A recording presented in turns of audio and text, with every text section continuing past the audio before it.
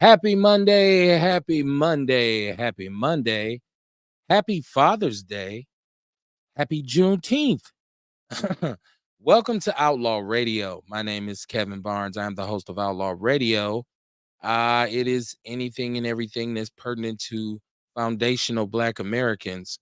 Not the stuff that they tell us to talk about, not the stories that they feed us, not the topics that they tell us are important. It is how we feel. It's what we want to talk about. It's what we want to do. That is the purpose of doing Outlaw Radio. That is the mission. That is the vision in its entirety. Welcome to the show. I am the world class smartass, the militant with a microphone, aka the Negro Whisperer. Y'all let me know if y'all can hear my sound effects. I've been having audio difficulties all week. I think the man is trying to stop me, as they say. But this is Outlaw Radio, and this is what we do. Mondays and Wednesdays, 7:30 p.m. Central Standard Time until whenever I choose to cut the machine off simply because I own the machine. And that's what I always say. So listen, even if you missed the show, if you're behind, because some people say, Kev, how do I hear the show? Well, if you're friends with me on Facebook, or if you want to go to the YouTube link, which I promote here and there. I'm horrible with the YouTube link. But you can always inbox me. Kevin Barnes is my government name. We also have an Outlaw Radio page. We have a Chocolate City page, and we have the People's News Network, which is a Facebook group that is based on, like I said, news, information, whatever would have you, based on what foundational Black Americans want. I only want to do Black stuff. I care about what's going on with Black people. Not really all that concerned with other people's predicaments, as they say. But yeah, man, there's a lot going on. It's a lot going on. I keep telling people, I'm about trying to be somewhat positive, at least. If you are a person of color, I happen to believe this is a great time to be alive because information is popping. Information is free. Information is accessible. There's no longer an excuse to say I did not know. I think what they call that, or how they define that, is actually willful ignorance. So we don't believe in that. We believe in we'll give you a tad bit of the information and you can go out and research it and come to your own conclusion. I'm not in the business of telling grown people how they should live, how they should think, what they should do, what they should eat, where they should go. I'm just going to give you the bare facts and then let you build from there. So that is Outlaw Radio in its essence. Share the show. Share the show. Put it in front of people and ask them, do you like this shit? If they say, no, this shit's whack, inbox me and tell me. I have very thick skin, I promise you. I got my co-host with me here. He's just tapped in. We had to, like I said, it's always a testament to technology and audio, making sure everything goes right. Mr. Carter, what's popping with you tonight, man? Hey, I'm peaceful, man. I'm peaceful. How everybody doing out there? Welcome to Outlaw Radio, where we talk that talk and we definitely walk that walk, raising vibrations and elevating thought. Y'all better come on in. I'm trying to tell you, I am the Black woman lover, the Black man's brother, the culture teacher, the hood healer, the ghetto witch doctor. Hey, bro, there comes Most man. Y'all better come on in. I hope you can hear the sound effect. Those was the air horns Oh dedicated yeah, to we my can hear brother. it loud and clear today. Well, we can hear it tomorrow where we're doing the show, and then I'm listening back, and then I don't hear them, and I'm looking, I'm like, because I don't believe in dead air, so I'm sitting here silent because I'm playing the sound effect. People what's up with Kev? But welcome to the show, my brother. How you doing this evening? Man, I'm good, man. I'm good. Man, Well I, rested from the weekend. man, I want to say Happy Father's Day, then I want to say Happy Juneteenth. I don't know which one to start with because it's a lot going on. Well, let's just say be happy. Yeah, right. Happy is the key word, right? Just be happy. Be happy. Happy, happy, joy. There's a chat room, and in the chat room pops. If you ever watch the show, if you've ever peeped what we do, it pops. You can jump in there. You don't have to call in. I encourage people to call in, and we have people call in. The number is 262-202-5131. 5131. 262-202-5131. Man. Fantastic weekend. I told you, I told everybody that I was going to do something that I had never done before, which is take a mental health break. Mm-hmm. You know what I mean?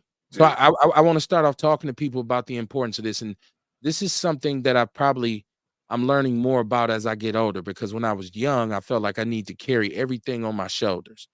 It's all gas, no brake. I had to get it done. I had responsibilities. I was new to being responsible. And as I'm getting older, I'm realizing you don't have to carry that weight like that no more. You should have figured out systems by now that can assist you in the decompression part of it, right? And I don't know if people know what to decompress means.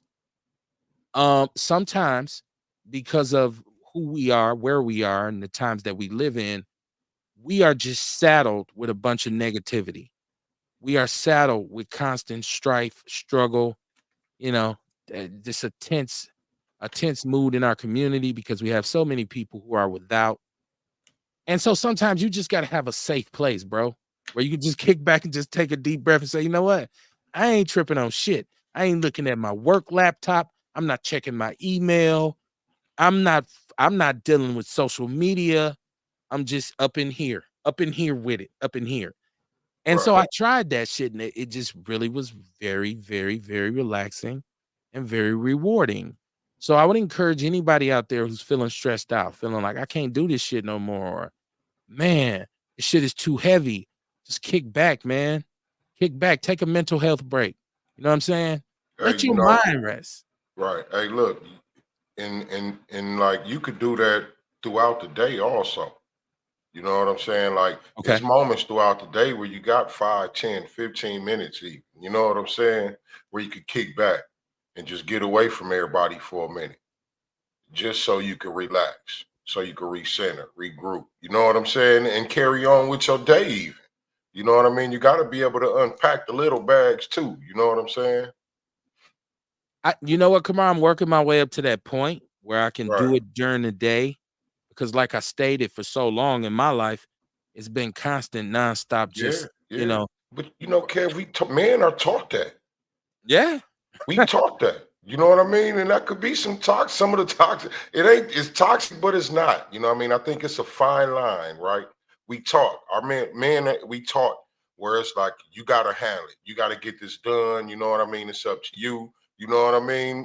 We trying to break generational curses and shit in these days. You know what I mean? So we got that added onto it. We trying to make sure our kids don't go through the same shit they do. So it's pressure for that.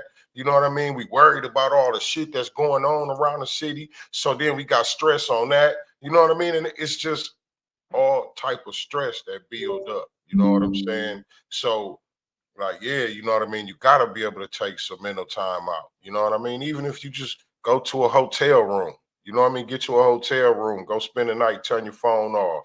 And you know what I mean? And just kick back and relax, you know? Well, notice we didn't tell you how to do it, Right. right? We didn't say go do this. We said do it, right? Yeah, It's just like we don't try to tell anybody what to think. We just tell them to think. right. And And with so this, I'm encouraging my people to take a very deep breath. right. Oxygen feeds your brain. Find out how are you peaceful. Like, you know what I mean? What puts you at peace? What sets your mood? You know what I mean? What makes you feel good What when you makes you just feel relaxing, and good. you gotta find that. You know what I'm saying? Cause So that you shit can feel great, man.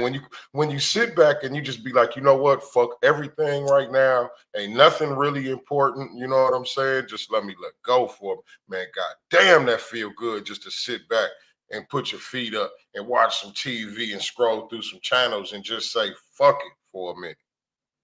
and I can tell people this without a shadow of a doubt. First of all, share the show. This is pertinent conversation. A lot of shit you're gonna hear today, especially from people who have platforms, ain't gonna even ring in this realm. Um, what you'll eventually get from this, people say, "Kev, what's in it for me?" Clarity, Mm-hmm. clarity. Yeah, Because ultimately, when you do that, when you move out all the shit that's taking up space, now you have room for new ideas to come in. yeah. Now Shit, you your have brain. Yeah, you're Or, more or receptive to say, okay, I trimmed the fat. Let me get back to, filling this room up again. And so, man, take some the time, way your man. brain works is you take in information and then you process it. You take in information all day long, and then when you go to sleep, you resting at night, your brain is processing this information. So you're ready to take in some more when you wake up. That's why it's important to take these mental health breaks because your brain needs time to process. You know what I mean? And we can't tell you how to do it. You know what I'm saying? Because this is of the individual. You know what I mean? Like I could tell you meditation. I mean, that can help for a lot of people, but it may not help for everybody where they at. You know what I'm saying? It could be just going for a swim or something. You know what I mean? Whatever it is, like I say, whatever it is to make you feel good that you can do by yourself without nobody talking to you, without nobody bothering you, asking you questions, making you think about certain shit. And you know what I mean? Just get away and do what you like to do. Like Kev, you was talking about the remote control car. You know what I mean? Just getting away, going to a park or a big ass lot, huge lot somewhere, that's just so peaceful to you. You know what I'm saying? You could just get away and forget about everything and let them cars run. You know what I'm saying? Like, yeah, you just got to find what you like, man. What will make you feel good and And do it. I'm pushing them to their limits, and I'm doing things with them that are acquired skill because believe me, if you believe you could take one of my joints and just go somewhere and drive it and make it do what you see it do on the video, you're sadly mistaken. It takes a lot of prep just to even turn it on, first of all, just Right. to even understand the whole thing. So I just zone out. When I go shoot, I zone out. When I go fish, I zone out. Speaking of fishing, Milltown Mikey Davis, my brother. He said my brother's what's happening. How you doing, my brother? Peace. Mikey, neighborhood man. That's what's happening, man. Act right. Get you some act right in your life. That's my homeboy right there. Shout out to you, Mike. But yeah, man. So just growing, man, and just trying to take the next step. You know what I mean? When you get to a point where you say, okay, this can't be all it is. It's got to be more. If I got up here, it's got to be more. And Mhm. sometimes you can let that kinda that it's almost like an obsession to win. It's almost like a determination to be great. That can become overwhelming. So we go back to that Mhm. mental health break and say, "Hey, man, you know what? Okay, let me enjoy where I'm at right now." And then I start thinking about how I could be better. So that's Right. just words to live by, man. If you're tuning in to Outlaw Radio, once again, I said it. You're not gonna get that from any other platform. I don't care. You gotta search far and wide. It is what it is. I didn't do it. God did it. A lot of platforms got to go and find people to talk about the stuff we talk about.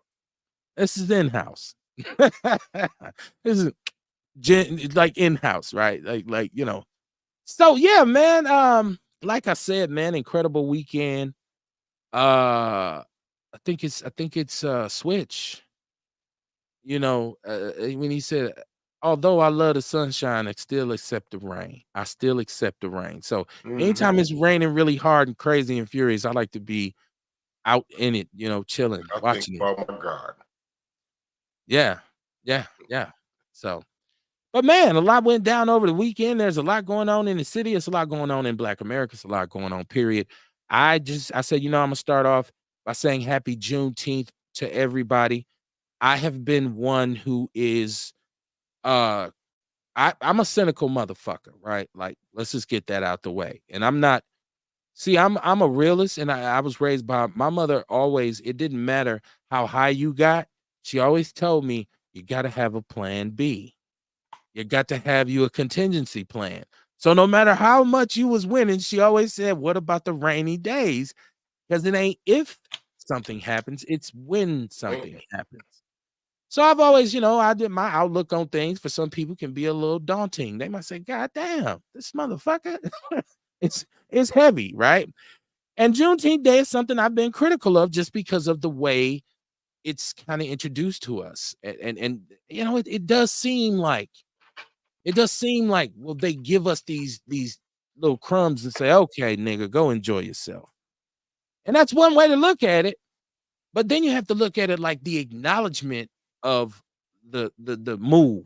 Like you got to honor the lick, as my cousin would say.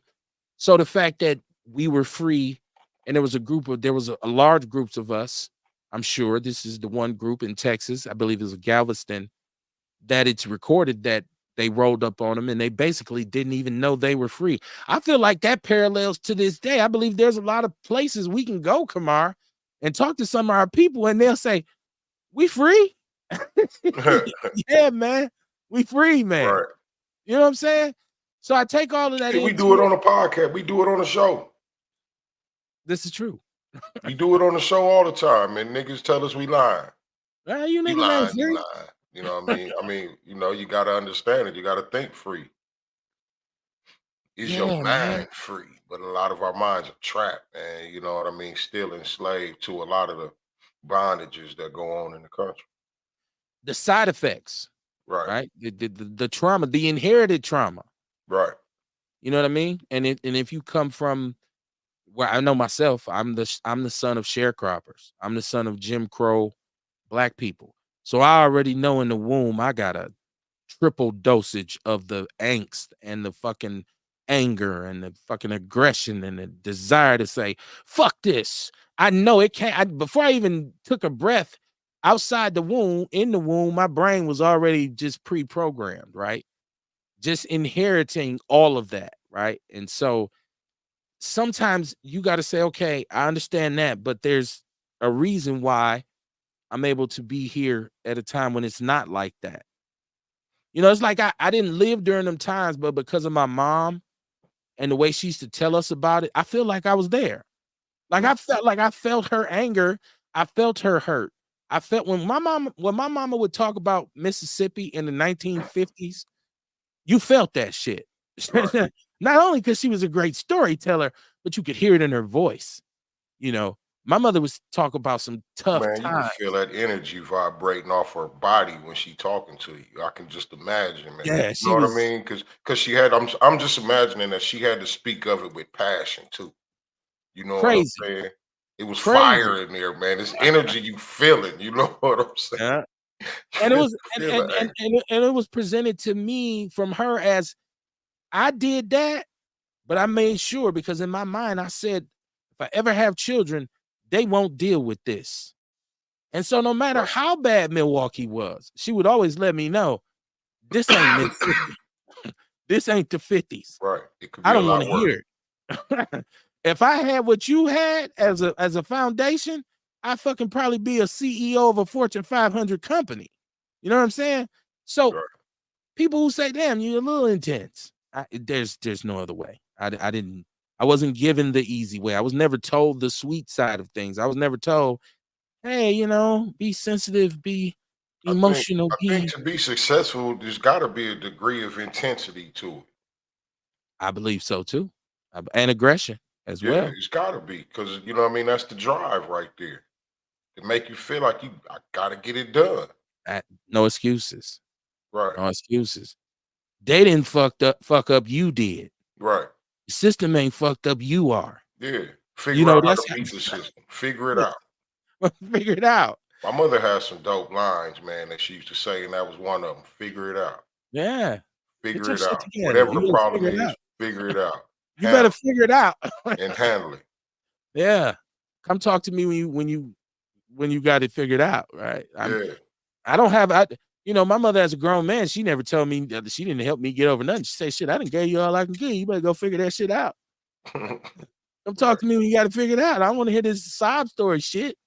Right. Like he says, this is the main reason I go fishing alone to gather my thoughts and just say, Yeah. fuck everything, man. Fishing, Listen, fishing is a good thing for that, man. this keeps me sane, man. Oh, man. Get out there on that boat or that or that dock or whatever you fishing from, you know what I mean, and just kick back. Put that pole in the water and wait And on it, that bell to ring. and I think a lot of people got it twisted to think that if you go fishing and you don't catch any fish, it was an unsuccessful trip. But the actual joy in it is getting the hook in the water. Right. You know what I'm saying? And And sitting back. just sitting back and being really locked in on that motherfucker sitting there. And if it twitch a little bit, you grab that motherfucker. Yeah. So a lot of my homeboys, shout out to all my homeboys, man. A lot of them are fishing now. at a later junction in their lives. I was fortunate enough to have a father who that was one of his main things. You rock with my pops. It's two things you're gonna do. You're gonna go fishing and you're gonna go hunting, right? And with him, that was his. I didn't get it then, but that was his safe space. That's where he said, you know what? I work my ass off all week. I'm trying to raise my family. Let me get away. And I'm so, going man, fishing. and that's another just kind of like segueing into Father's Day, right? I because of my mission for clarity, I started to think about certain things. And I thought about the fact that as of 2024, my father has been deceased for almost 25 years. Man, 25 years, right? And I said, damn. I just started thinking about it. I was talking to my brother.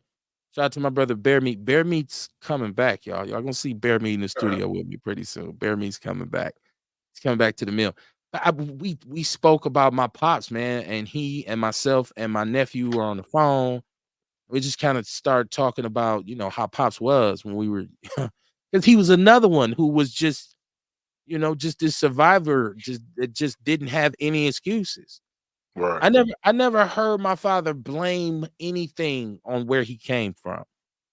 I never heard him say, I would have been able to do this if I didn't had if that. I mean, and he had gotten shot and one of his hands was paralyzed. I never heard him complain about his hand ever. Never, ever, ever. Like I used to trip off of it. So it was just kind of like I don't know. I don't know if it's full circle. I'm looking at my son now who's about to be 18 in July. My daughter's 21. My brother's children are all grown. And so only the oldest two grandchildren actually met my father, but they were younger, right? And so the Father's Day thing was different for me this year because I literally switched from kind of being mad at other people when they put their fathers up and when they like, fuck you. You know Man, what I'm saying? it must be something in the air because I was just talking about how like this Father's Day, I really enjoyed myself, man. Like I had a ball this Father's Day weekend. Yeah. Yeah. You know what I mean? Just a Uh-huh. complete ball. I did all type of shit, man. Started out at the me, Blade, my daughter, and Lil Ray went to the baseball game, the Brewers game Friday night. Saturday, I had an amazing event with the Chamber of Commerce that was just excellent, damn near sold out of everything. Uh, and then Sunday, me and my other daughter got together. We went to the Blues Fest, hung out for a while. Then my lady took me to see Bad Boys last night. You Okay. know what I mean? And I told her, I said, like I didn't really feel bad about Father's Day. I just never was excited about it. But the energy just felt different this time, man. You know what I'm saying? And I really appreciated that. I don't know exactly what it was, but yeah, it's that. And then there was just a lot of shit going on this weekend to pick from the dude. Well, I don't even know if people even understand, man. And I have to say this. I say this all the time. 414 stand up. Milwaukee is the shit in the summer. It Hell yeah. always has been. I Hell yeah. don't care. I don't care where you're from. I'm from LA. I'm from New Man, York. listen, if I move somewhere else, I'm gonna keep a crib here for the summertime so I could come back in the summer. Gotta love it in the summer. Yeah, I'd it's never just leave Milwaukee for good, man. I just can't do it. yeah, and when I left, and like even when I was in school and I would in the summer, like I would just that was what I reminisced about the most. Like, man, we used to, woo woo woo woo woo woo, and people said like it sounded like some kind of movie or something. But the shit was true. It Yeah, was it just a was true. million things to do. We just Right. rode. We just rode the city. We kicked it. We partied. It's I feel I like at love it. every age too, like at every era of my life, it was some Yep. dope shit in In the Milwaukee to do. summertime. No matter what Yep. I was on. In the Yep. summertime, it was some dope shit to do. Yep. You know what I mean? Yep. Now I'm Yep. appreciating all the different street festivals and all that type of stuff. You know what I mean? Going and walking through there and just little small stuff like that, man, it'd be dope. My Seeing people son, feeling good. my son had a track meet, and I went to his track meet. And, I mean, what I can't. What can I say? Like the dude's just really really talented. Like he just It's just fast. Like it Yeah. just does, and it's just like, dude, how every sport, like you can literally do whatever you want to do. I mean, he's just flying, just and it's the first time he ever ran track. So now he's going to regionals because he's trying to get to the Junior Olympics. Hey, he done So found out he one of the fastest. yeah, well, you know, we've been telling him for years. Anybody who knows my son knows from day one in athletically, he's never been the biggest kid, but he was always one of the fastest. Right. Right. And we've always told him, like, Kev, you need to run track. But he wanted to hoop. So he never would do it. So this year, his senior year in high school, he did it. And then they loved him so much that they like, you need to run AAU in the summer. And so now he's like, well, I want to run track in college too. Okay. So his coach is like, well, hold on, man. Hey, he a competitor. Well, he's he's That's he's dope. he's a focused young. What I wanted him to do what I wanted him to do is I wanted him to be as athletic as I was without all the distractions. Because I was a bad boy on the football field, but it was so much other shit going on in the background. Like, Right. right? Like I had a million other things going, and he's never none of those distractions have gotten. He's just like laser focused on all I care about right now is while my body is able and I'm a young man, is just to go. And so he's doing that. So yeah, so it was that kind of weekend where it flowed into, and then on Sunday, just a meal, just steak and what I'd like, my wife like, hey, got your Yeah. steak, got your some potatoes and throw the salad. I was able to cheat on my diet, you know what I'm saying?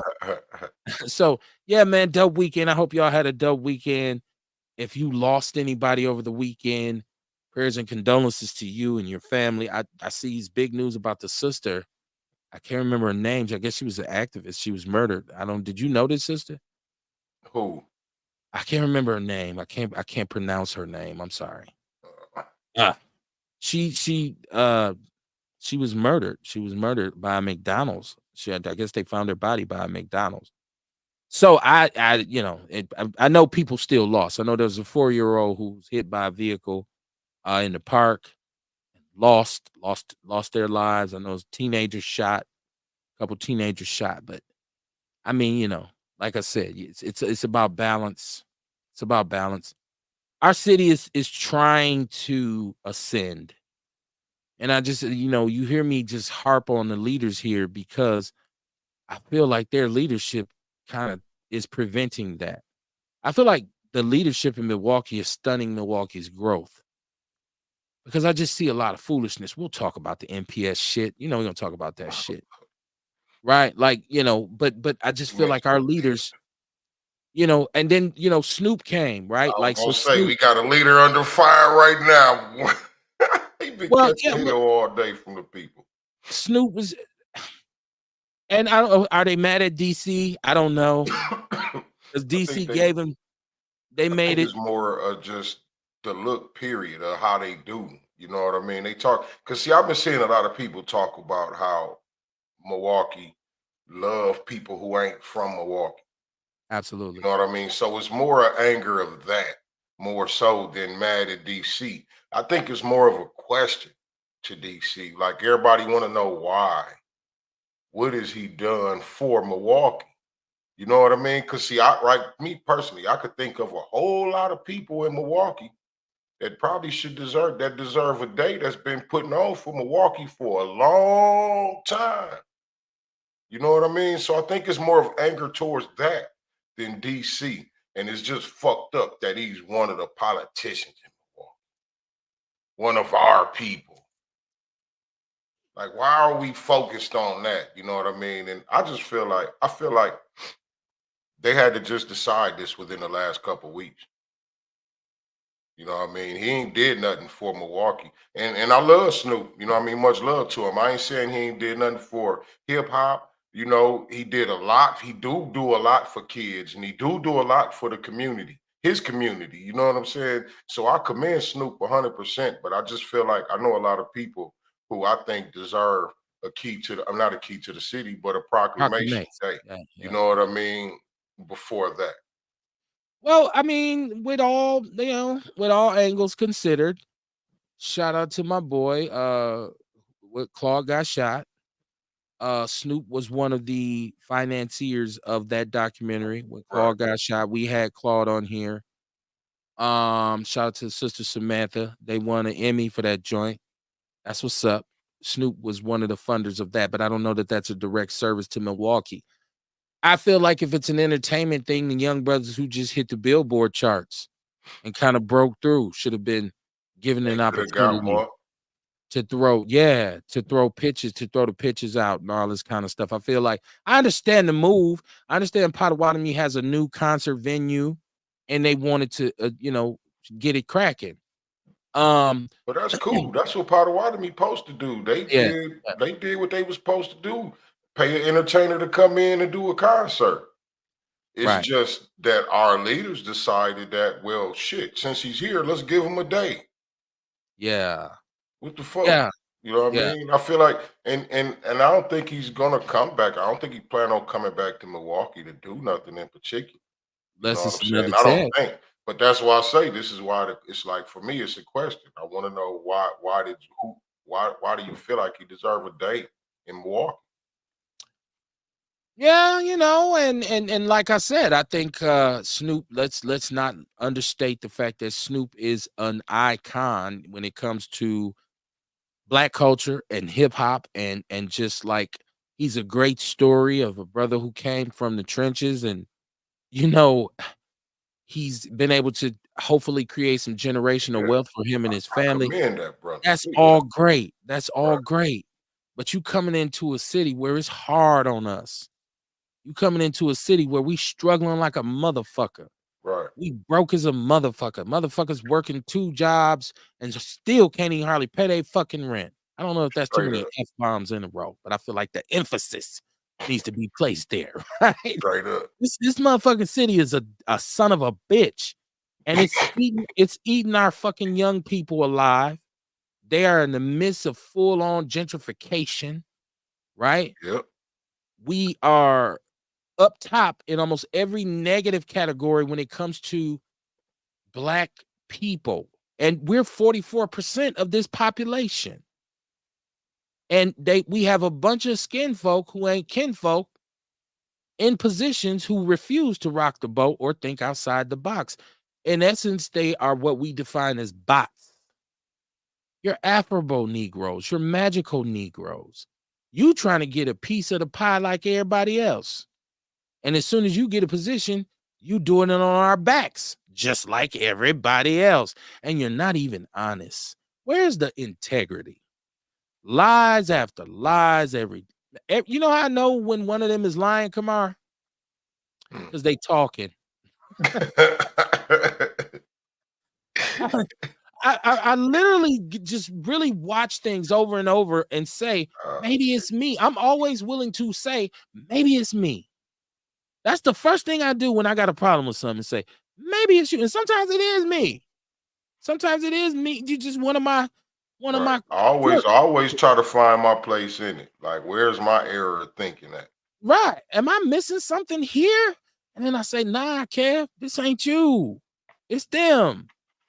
Bruh. When you come on TV and it's not one thing you've lied to us about. It's not two.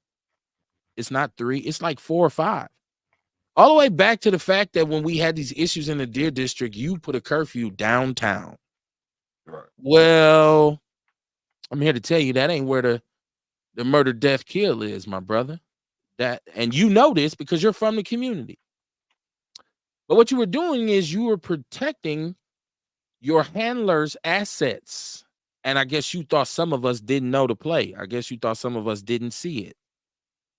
And then we go to the housing authority, and we go to MPS and every other thing that's fucked up in this city, and you just don't have a fucking clue, right? But you want 1,000,000 people. I want Milwaukee to get to 1,000,000 people. Who told you to say that? Who wrote that on a piece of paper for you? And At our peak, I don't think giving Snoop Dogg a day is gonna help that. that doesn't even lift our morale. That's what I'm saying. Did he? Okay, so somebody answer this for me because I might be out the loop. That's why I said maybe it's me. Did somebody take Snoop through the neighborhood and have him talk to some kids? Did I he ain't show heard up about at none of that. This shit would have been on Facebook or something, man. something? Did they just give him some weed and put him in a hotel room and say, "You Even good, Stoner Snoop?" would have did a free concert if Snoop Dogg was some motherfucking where. Well, you got young men who just hit the billboard. Why is Snoop not hooked up with them and these youngsters so he can say, "Hey, man, here's Right, the business. I just bought Death Row back. Here's the business. right, Don't get fucked in this game." I don't think he did any of that, and I'm not blaming him. I mean, right. he went where they Is put that what he him. came for? Right. And he's at this point, he's 50 He some ain't even years old. come here to receive this award. No, that just came. I seen him on Instagram with his Brewer jersey on, just sitting there smoking. Yeah, they let him smoke. They let him smoke at American Field, Family Right. Field. Come on, man. Happy Snoop Day. Right. Right? But y'all Come want on. to take a motherfucker to jail for a blunt. Right. The fuck out of here, man. You won't even consider the legalization of marijuana, the How many decriminal. niggas in the county I'm not gonna jail say right now for a legalization. little bit of weed? I'm gonna say that they won't even consider the decriminalization of marijuana, right? Right. But you bring somebody who represents marijuana. It's and like I say, I think that there's so many people around the city who you could find and say, let's give them a proclamation if we just giving them motherfuckers away. Or do you have to be a rapper to do this? Because if you do, like I stated, you can go and get these two young brothers, JP and Big Frank, and give them proclamations and say, hey man, we want y'all to start speaking to these young brothers, saying, hey man, this music, this creativity, these intellectual properties, we can do this. We don't have to be known for stolies. We don't have to be known for shooting the shit out of each other, fentanyl in the dope, snitching on each other, robbing each other. We don't, well, let's get a movement going. But it didn't happen, and that's all wishful thinking. And shame on the people who were involved, because obviously wasn't no black people involved, and we know white people love Snoop anyways. Man, they did that shit for a photo op. Yeah, white people love Snoop though. He's one of their Hey, fucking Snoop and Dogg I raps. feel like I kind of feel like it was a ploy on us. You know what Well, I'm saying? Oh, we made it a Snoop Dogg day, so yeah, we some good niggas. yay! Fuck out of Happy here. Snoop Day. Fuck out of Listen, here. respectfully, we don't give a fuck about Snoop like that. Like, I mean, once again, Right. Doggy Style, what he did on the Chronic. So he's one of the most important rap artists, and I'm a hip hop dude. He's one of the most important rap artists of all time. I think he took this game and put it right in middle of America's lap, and they just fell in love. Like I said, white people love Snoop. Fucking Snoop Dogg Mhm. rocks, man. Yeah, they love him.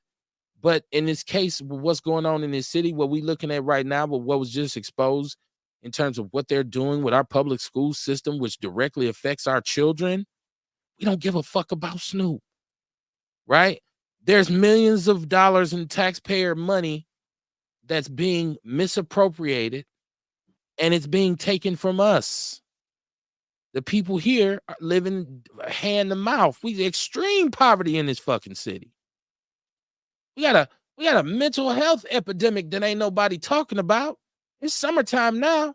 When you driving through the hood, look around and see how many people you say, "Oh, that's sad."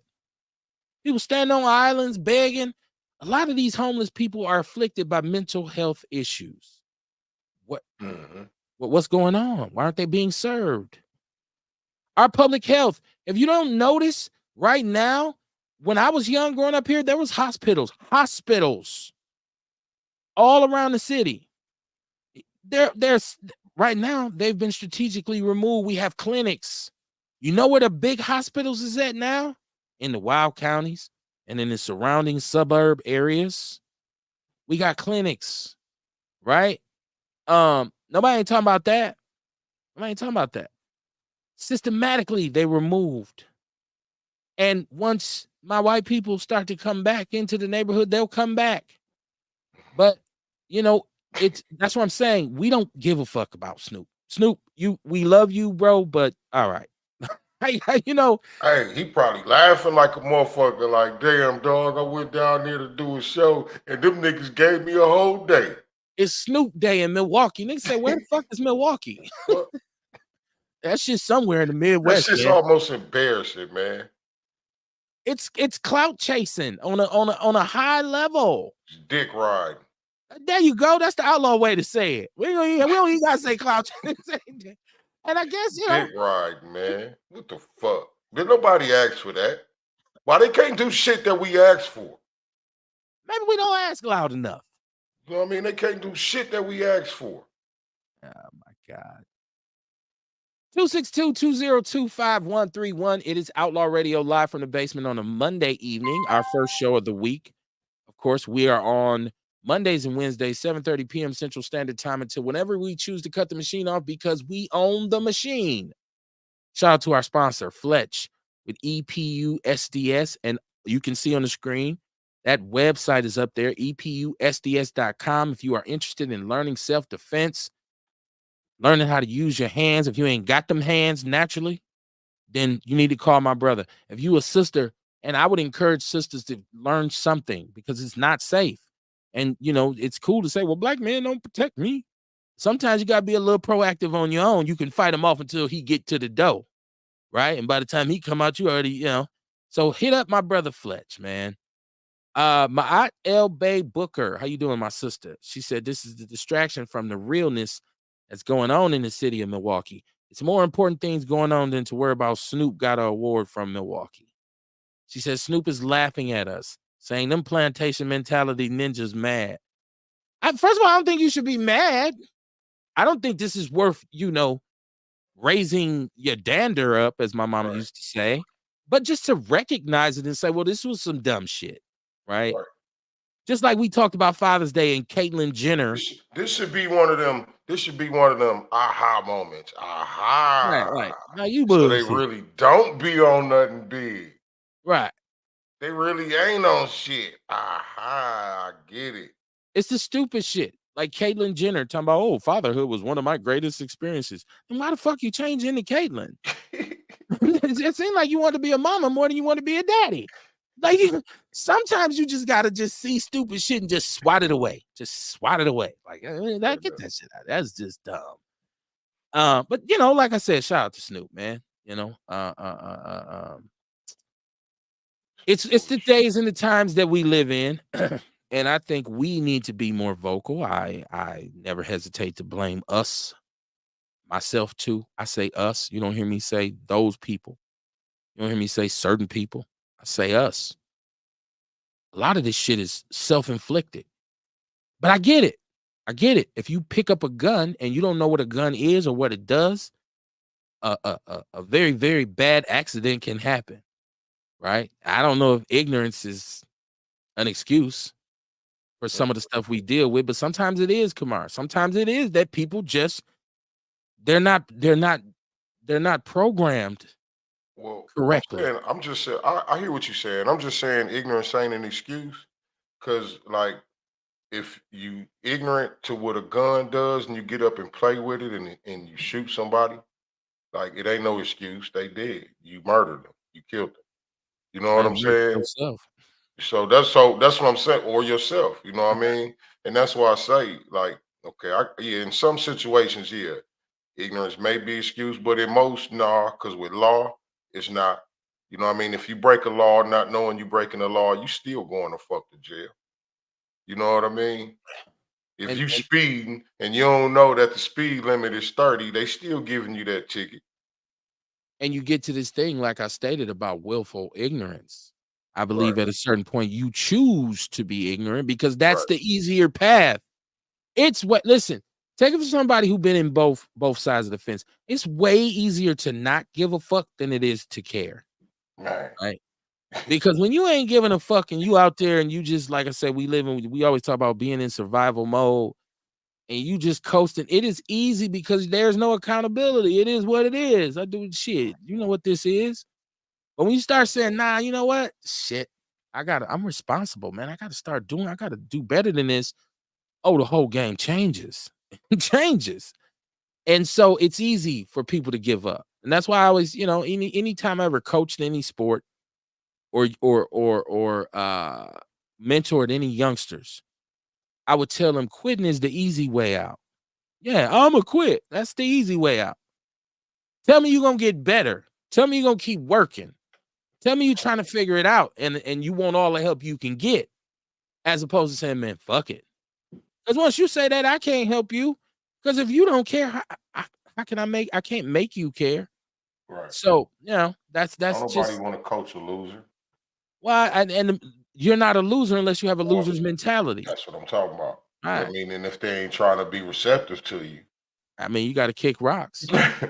I mean, listen, I got more out of kids who didn't have the necessary natural abilities than I did out of kids who you say, man, that motherfucker right there is a hell of an athlete. right, When I caught those kids who say, no, but coach, I'm willing to work hard. I'm gonna listen to what you say. I'm gonna be respectful, and I'm right, gonna push myself. and then they Those do it. kids usually ended up like I'm like Then they they were do it.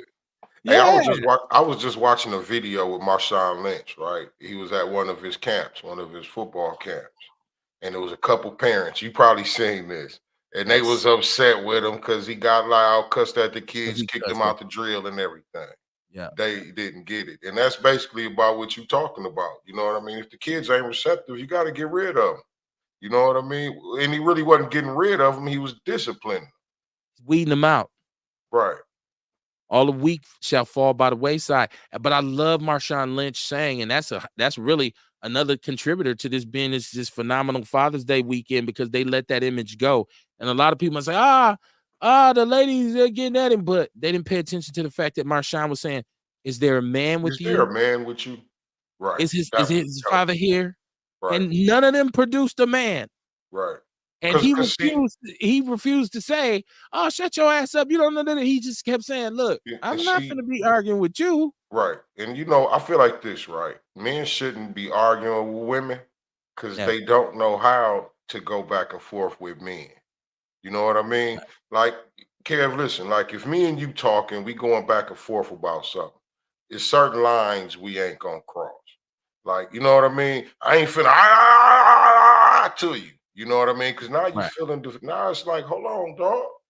It's time. It might be time to fight, or you might feel threatened enough to swing. You know what I mean? And like women, they go to that spot quick to a man, and you know what I'm saying. I feel like we shouldn't be doing that, and that's why I like that. You know what I mean? He asked, "Well, do you got a man with you?" Like I'd rather talk to the father. The father can Yeah. understand where I'm coming from better than you can understand where I'm coming from. I've been in that situation as a football coach. And we always had this thing when I coached that look, stay away from the mothers, right? Like, don't, be careful what you're saying when that mama's watching because you don't want to go back and forth with her. And now there's been situations where I did try to talk to the man and realize that you really not the man in the relationship, right? Like you should be wearing her skirt. And Right. at that point, like you said, it's time to just separate. And my thing was always with any parent who was just really that upset is to say, look, I understand your rights as a parent. I understand how you feel, but this is the way I coach, and you have the right to take your child out of this program. Definitely. You have that right. I understand it. My whole thing with kids, especially when I coach varsity football, was to tell them off top, I am not your friend. I'm not here to be your friend. I got enough friends. I'm your coach. Only thing I'm trying to help you do is learn how to play this game, and everything else will come with it. So if you're really serious and you're really intentional, then your life will spill over, right? And then I'll start to get to know you as a young man, and then it becomes personal. But off top, this about this business. Handle this business, and then I'll say, okay, brother, let's expand on that. But yeah, man, I love that part, Kamar. And I love how calm he was. He was almost emotional to the point saying, dude, is there a man with you though? Because I Right. feel like he could have said, listen, man, it ain't nothing personal against your son. I'm trying to, this is hard. This ain't what I'm asking him to do is not easy. Right. Sometimes And you the gotta man can shock. understand better. Yes, he can. Most of the time he can. Right. Unless he one of them, what my dad used to And call not him, only that, cream you know puff. what I mean? If it's gonna be all loud and rah rah like that, I'd rather talk to the man Right. anyway. Right. Because at least if it come down to it, Yeah, right, we I could could do punch him. right. Like, I don't feel guilty about knocking your ass you out. know what I'm saying? I could punch him. Shit. Right. I just Get gotta your take ass this up. shit from her. You know? Right. No, go ahead. Go ahead. Go ahead. My sister Booker, she said Milwaukee is known for doing things that don't make sense. Look Yeah. at MPS's discombobulation. MPS is a mess. Every individual involved in this situation should be ashamed of themselves. And I'm talking about the school board. I'm talking about MPS administration. I'm going to go ahead and lump all y'all in. If you work at central office, you should be ashamed of yourself. This has been the biggest scam going for years. I'm going to go ahead and say it. We've been talking about this shit on Outlaw Radio for about 3, 4, 5 years. Did nobody listen? Shout out to Miss Beverly. She stuck to her guns. Shout out to Sheila Dodd. Stuck to their guns, man. And this shit has been going on. And now everybody, we just tried to tell people, us along with a few other select people, saying, don't vote yes to the referendum. Don't vote yes. People still voted for it. And then figured out, wait, this some bullshit. Another lie. And I'm pretty sure this tax hike that our little mayor has signed, this shit is going to come back to bite us in our ass. I'm calling the shot right now. It ain't going to go down like it was written on paper. And when you realize what it really said in terms of DEI activity, any kind of thing that talks about equality in a city that's one of the most segregated and discriminatory cities in the country, and you sign something in effect to say, we ain't spending no money on that, but this is on the heels of you saying, hey, racism and discrimination is a health hazard. We want offices of African American affairs. Which one is it? But he signed it and he sold it. I talked to DC. Hey, kid, they ain't worried about no health hazard. You know what I'm saying? Because remember in 2020, they tried to take our right away from the vaccinations. That's right. Yeah. And Mar, a lot of people don't know. A lot of people don't know we put that. We didn't put it. It wasn't so much that we put it on blast with 1 million people. We got at the people who signed off on it. Right. We got up at the people who said, why's your name on this shit? Right. You know what I mean? Just to let them know, hey, people, we know what y'all doing. Now you imagine, why are you taking rights away from black people? What the fuck is really going on here? Imagine how this you trying to put it. I feel like they're trying to put it. They, you know, whenever a politician is signing anything to take away any motherfucking right, dog, I feel like you're trying to put us back in slavery. Because that's exactly what it is. It's regression back to slavery. You taking away rights. Well, imagine what would have happened with COVID had that gone through. It would have been like mandatory vaccinations for your kids type shit where, you know, all your kids would have had to get the jug just to even, you would have had to get it eventually. You wouldn't have been able to move. They were trying to do that anyways. Yeah, but the fact that there was still just a tad bit of us having the right to say, nah, you can't make me take that shit. But that's something that we were on years ago. That's why I don't have no problem talking about. Look, Outlaw Radio, this shit is real. Hey, even the white folks kept them from doing that shit. Yeah, man. Remember, they was up there in Brookfield going at it. Like, hell no. Nah, it was a bunch of people who were saying, what the fuck are you talking about? I got the right. Whoa. People don't remember that. People don't remember the one rule, the one law they was trying to pass that would have given Chris Abley basically total control of the county government. You notice after that didn't go through, he resigned. Right. And at that time, he had a little thing going with the brother Desmond Means where they were going to try to take over MPS. Y'all don't listen, man. This is shit we've been doing on this show for years. Jeff Crape, how you doing, man? He said, what's good, gents? Happy belated Father's Day. Same to you, my brother. Down there in Texas, man. Y'all having them storms, man. What's going on in the Lone Star State, my brother? Sister Booker said, it's your mindset, having a growth mindset. You know what? My sister, that's very true. It's just unfortunate that some of us, to some of us, that sounds otherworldly. And it's a shame. Like, that sounds like some sort of mystic. When you say growth mindset, they don't understand this is actually a thing. It's like, oh shit, he on that. It's the necessary tweaking that you need to be able to do in order to maintain, because they make it rough on us. Erica Hunt, what it do, Erica? How you doing? She said, what's up, Outlaws? My sister, my aunt L. Bay Booker, she said, I really think the state is going to take over MPS.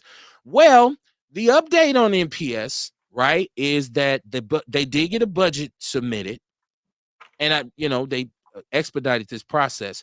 Number one, there's a recall for some school board members, which then if this goes through, then some other people got to be elected. So that's a process. And then they talked about today in the Journal Sentinel. This all comes from the Journal Sentinel. And I put as much of it as I could in the People's News Network, is that they're going to name an interim superintendent. And they have I didn't take his name. Once again, I'll give you the seed. You go plant it and see what it grows. He is a regional superintendent. And they're talking about putting him in there. And then they're saying that they're going to do a national search for a superintendent. And so this individual probably won't even come into play until 2026. But my thing So is, they're gonna go get somebody who don't know shit about what's going on right here to go jump in here and try to fix this shit. this is a very hard city to understand if you ain't from here. And they gave Snoop Dogg a day. This is facts. Oh shit, they might as well get the job to Snoop. Hey, You know what I'm saying? Like, might as well, shit. Yeah, he ran that's what was Hey, a youth football league, right? Like, I mean, national. Hey, fuck it. Well, hold on. Let's talk. When we talk about national, well, this is where we got Darian Driver. This is where we got the brother that was before her, the one who never even really moved out the hotel. So his name is missing me right now. Hey, but you know Courtney, what? Snoop Courtney. might do a good job. He good with kids. He might. I think the state has to bear some responsibility for this. At this point, honestly, I don't know that the state coming in and having some oversight is not a bad thing, because first of all, we are as taxpayers, we're bearing too much of this financial burden. The state is supposed to be funding our public schools, but I think anyway, the powers that be made it this way because they've been ciphering tax money off of us for years. We talking about hundreds of millions of dollars. This is a crime right here. This right here is grand larceny. And people don't want their motherfucking name called. Trust and believe. So what do powerful people do when they got some shit going? They start protecting themselves, right? And so I see now the city saying, well, we're going to have some over. See, too many hands in the pot now, because we ain't going to really have an effective school board because this shit with this recall shit, and the sister Aisha Carr just stepped down. So that's dysfunction. Now, the school board is supposed to govern the school system, correct? Yeah. So, as they say, what is we gonna do? And this is going to affect a bunch of young people who are already severely underserved. Do not get it twisted. Our academic achievements rates are shitty. We're near the bottom. Science, math, technology. You know what? In this workforce today, you need some technical knowledge for the most basic shit, because everything is digital. So it ain't like I work in a warehouse. All I got to do is unload the boxes. No, you got to inventory them boxes. You need to know how to work a scanner. You need that. It's technology that you need to utilize. And if you're last in reading and math and science, then you're producing a bunch of children who have no employable skills. And if you don't have any employable skills, what do? You get it how you live. Maybe you can be a great entrepreneur. God bless you. Maybe you can be a really good criminal. That's what white people did. But the likes of you being able to get over on this system nowadays is very slim, and you're probably going to end up on the school to prison pipeline. That's the way this shit goes. Yeah. And if you're too stupid to see this, if you're not upset with MPS right now, and thank God my son just graduated from high school, my daughter just graduated from college. My son didn't go to MPS for high school because I seen the wreckage that MPS was. I still, as a taxpayer though, I still funded it. You know what I'm saying? And I love the babies, so I hate to see them. I feel like you're dimming the light on their future. And I'm talking to all you elected, high-powered, blue blood, magical Negroes downtown. Fuck up out of here. What Sister Booker saying? She said they gave Lil Boosie the key to the city. Right. Lil Boosie was in jail. He was on death row for murder at one point. Shout out to him. I mean,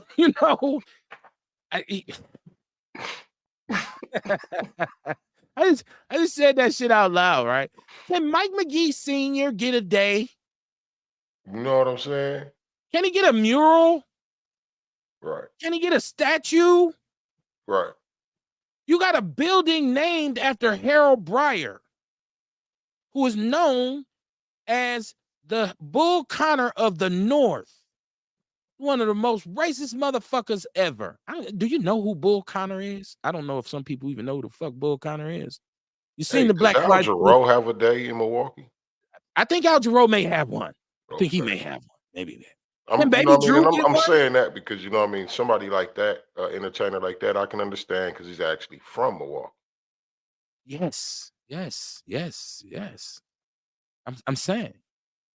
My sister says this is a crime. I don't know why the feds aren't investigating NPS. Oh, that's coming. Because when this audit happens and you see the financial malfeasance that has occurred, oh, it ain't over. Oh, somebody name getting called. All they got to do is back one of these motherfuckers in the corner because they're not street dudes. They ain't living off no street code. What they gonna do? I'll give you everything. Straight I'll up. give you everyone. They gonna The tell feds it all. already running the housing authority, basically. So they ain't too far away. They looking over here. Anytime you start talking about millions, we might get 200. If we add this up, we might get to hundreds of millions of dollars that the taxpayers in this city have been fucked out of. I'm not going to even try to sugarcoat it. Fucked out of with no Vaseline, right? She said, right, Kevin. She said, but it was designed that way for black children, pipeline to prison. Yes, ma'am. Absolutely. Mhm. Absolutely. Keith Posley is the first ninja going to jail. Keith Posley is the first one they're probably gonna go get, but it's that Nino Brown thing. Mhm.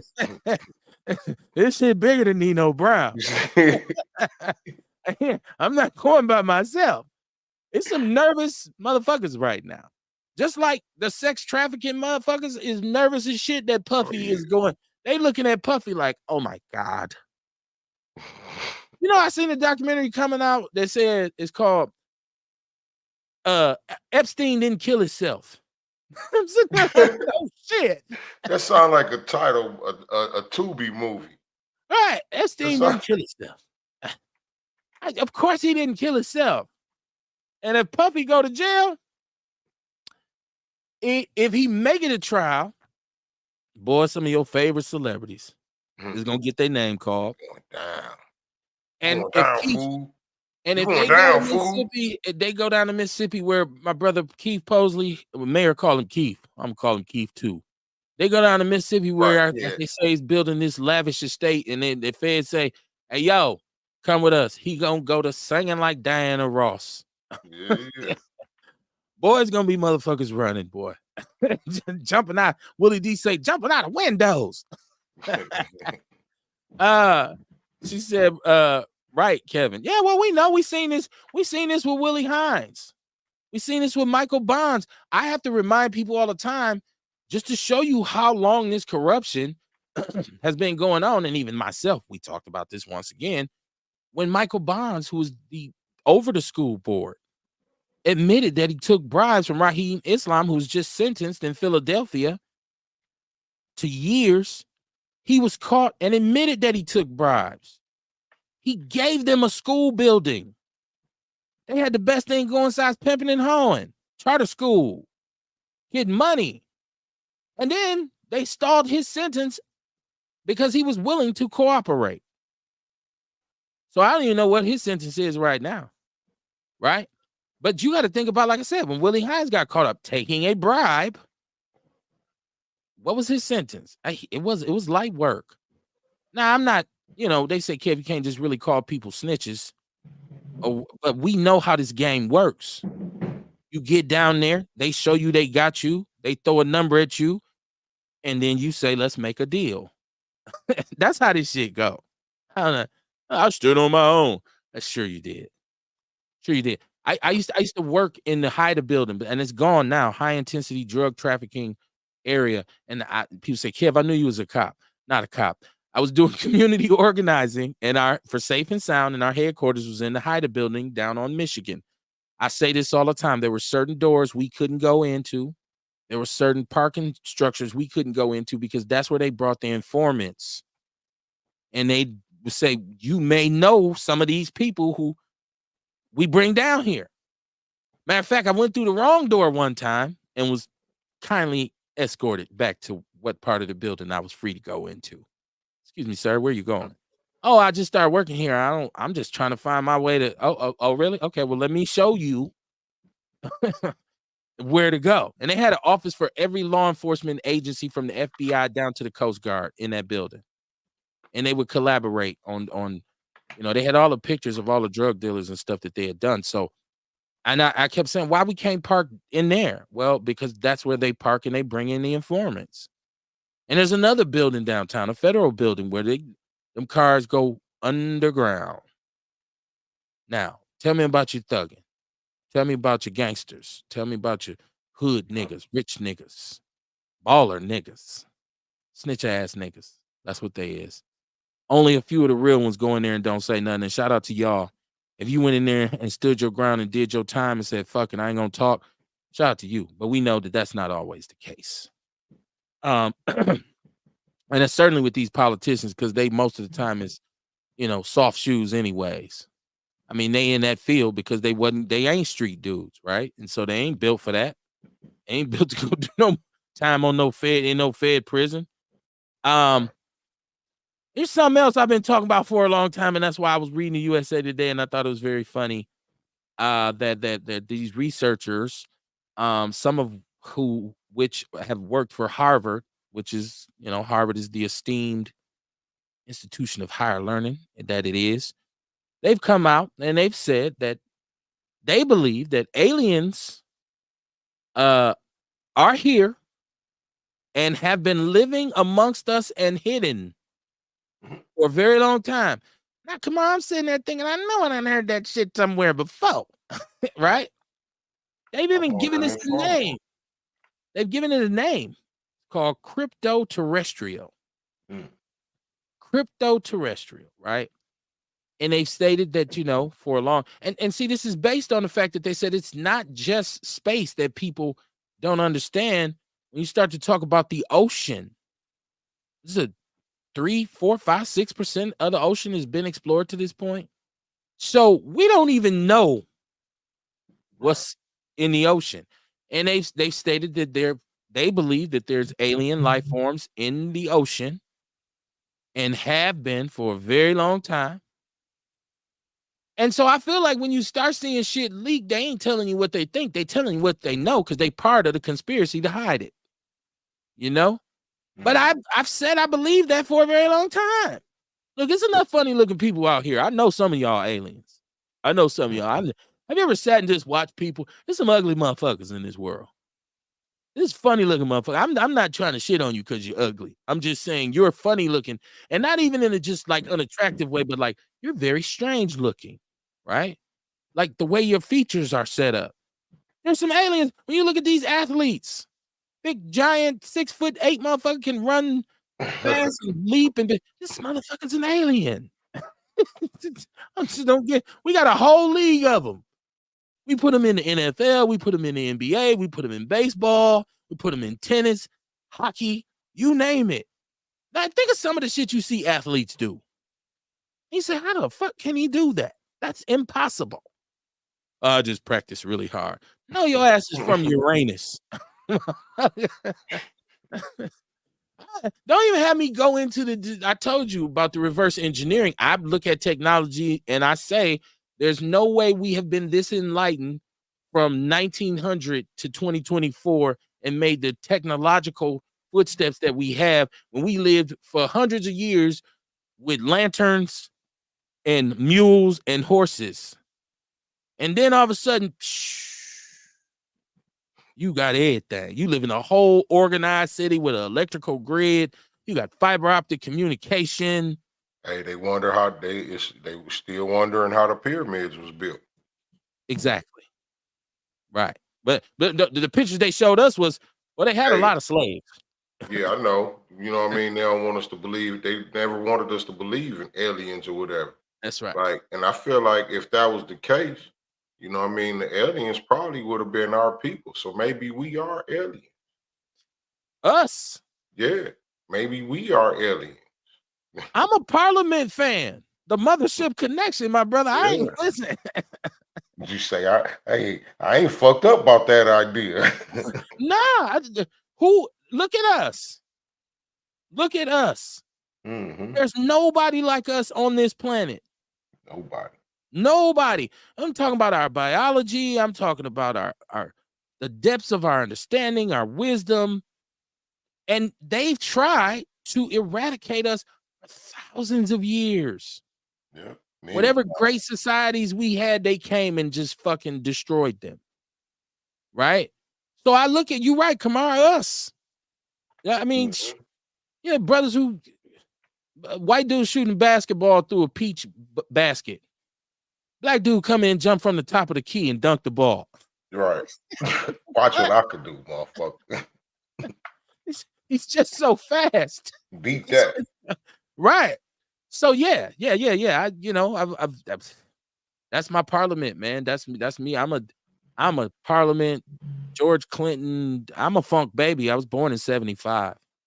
So I'm a funk baby anyways. I talk about that. That shit was playing when I was laying in my damn baby bed. Didn't know, you know, my a-hole from my elbow. There's some goddamn Parliament playing. Mhm. And so I believe that shit. I want to be one of those people when Yeah, they man. finally Like do, when they maybe. finally expose themselves. I want to be one of those people who can say, I told you. Right. Let me be that person one time, right? Right. See? Knew your ass was from Mars. You always been a weird motherfucker, right? Like, you can't wait to look at some of your cousins and say, oh, this shit makes sense now. Right? Like, I don't. Our understanding of things, like we got into this argument one time about Charles Drew. Shout out to Shabaka St. Core and Shane Kruma.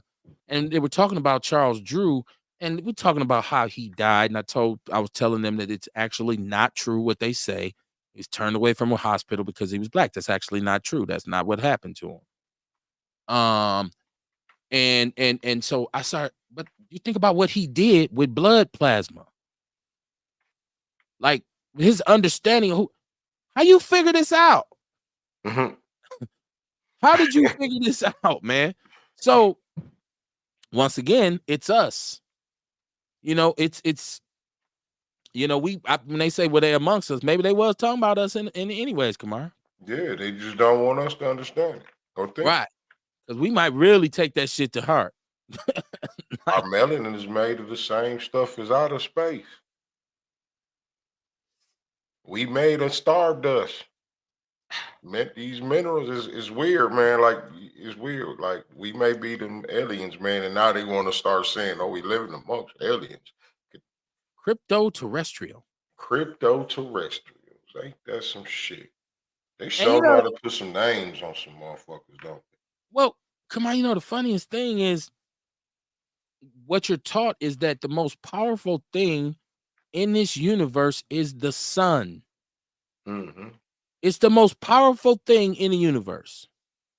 There's only one group of people who can stand the sun. Right, It's us. right.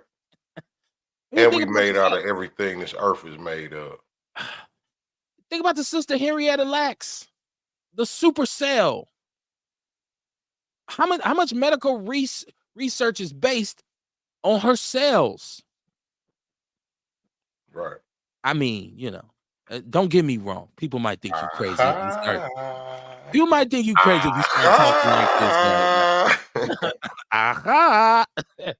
My brother used to always look at me and be like, man, shut your dumb ass up. Because I used to be on this when I was little, man. Like, I think we're aliens. Like, I've been saying this shit forever, man. You know they've been Um, mind fucking us since the beginning. yeah, but the brain drain is real. And even when you take us in a place and subjugate us and tell us that it's illegal for you to even know how to read, nigga, Right. we're not gonna even let you learn. We gonna give you a Bible, and that's the only thing we gonna let you read. Well, that's We a whole still ass go from there, and during that time, you got George Washington Carver, you have Benjamin Banneker, you have all of a sudden Frederick Douglass, all these great black minds start popping up. How the fuck is that possible? shit. Like when you take your music and we get a hold to it, never taught how to read or write music, but put an interpretation on an instrument that'll change. People say, holy shit, Mhm. that's jazz, that's blues, that's fucking rock and roll, that's hip hop, it's R&B, right? You still trying to hold on to country music. Hold Mhm. on to it. Because guess what? We invented that shit too. Right. We just let y'all borrow it. We coming back for that shit. 262-202 Outlaw Radio. I'm gonna start calling myself your resident alien, right? I believe I'm an alien. I believe that. I know I have extraordinary abilities. I've seen them. I've utilized them my whole life. So I'm one of them too, god damn it. Mothership connection. I ain't scared to admit it. I'm a crypto terrestrial. I better stop. Fucking men in black show up at my garage. Mr. Burns, we need to it's like, I was just bullshitting. It's just a show. Y'all call in, man. Share the show, share the show, share the show, share the show. Hit up my brother Fletch, epusds.com. Hit up Kamar, House of Vitality. Get with us for the Wellness Our Way events on the 1st of every month. I First think this Saturday one, of every month.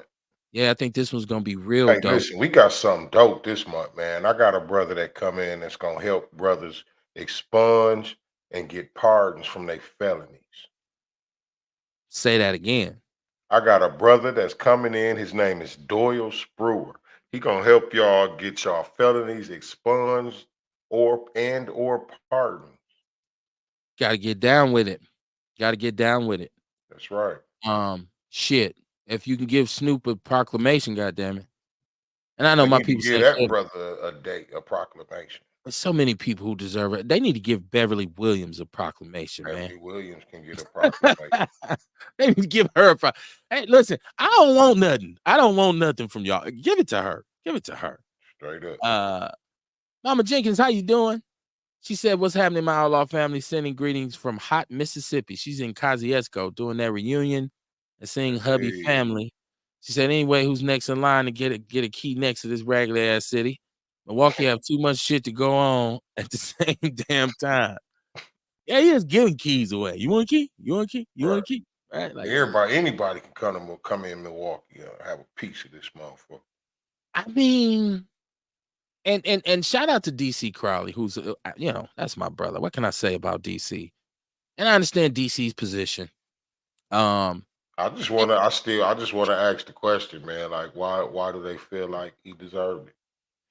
You know what Yeah, I mean? was there a proposal made? Was there asked to say, "Hey, we want to give you this proclamation," but brother, this city is on fire with Pee Wee League football. Right. Hey, And why don't see, you and start that's getting what I'm Snoop League saying. up Like, here? I'd like to know, like, if it was any kind of reasoning behind it. Yeah, man. I don't. I'm not. Guess I'm not in that pay range. That's above my pay grade. I Fuck also bullshit. seen that now they want to put a warning label. They want to start putting a warning label on social media for young people in this country. Um, and I neglected to write who wants to do it. It's in the USA Today. I read the USA Today, y'all. So a lot of times when you hear me talk about stuff, it's coming from the USA Today. But they want to start to give some sort of warning label for social media for young people because they feel like social media is initiating depression, anxiety, eating disorders, and lack of sleep to our young people. Their last poll says 95% of all youth between 13 to 17 use social media. Okay, so we already know this world has changed into a bunch of phone lookers, right? A bunch of everybody, anywhere you go, everybody got their phone, and they're like this is the main thing you see when you look around a room. You know, and I don't be knowing all the phones look the same now.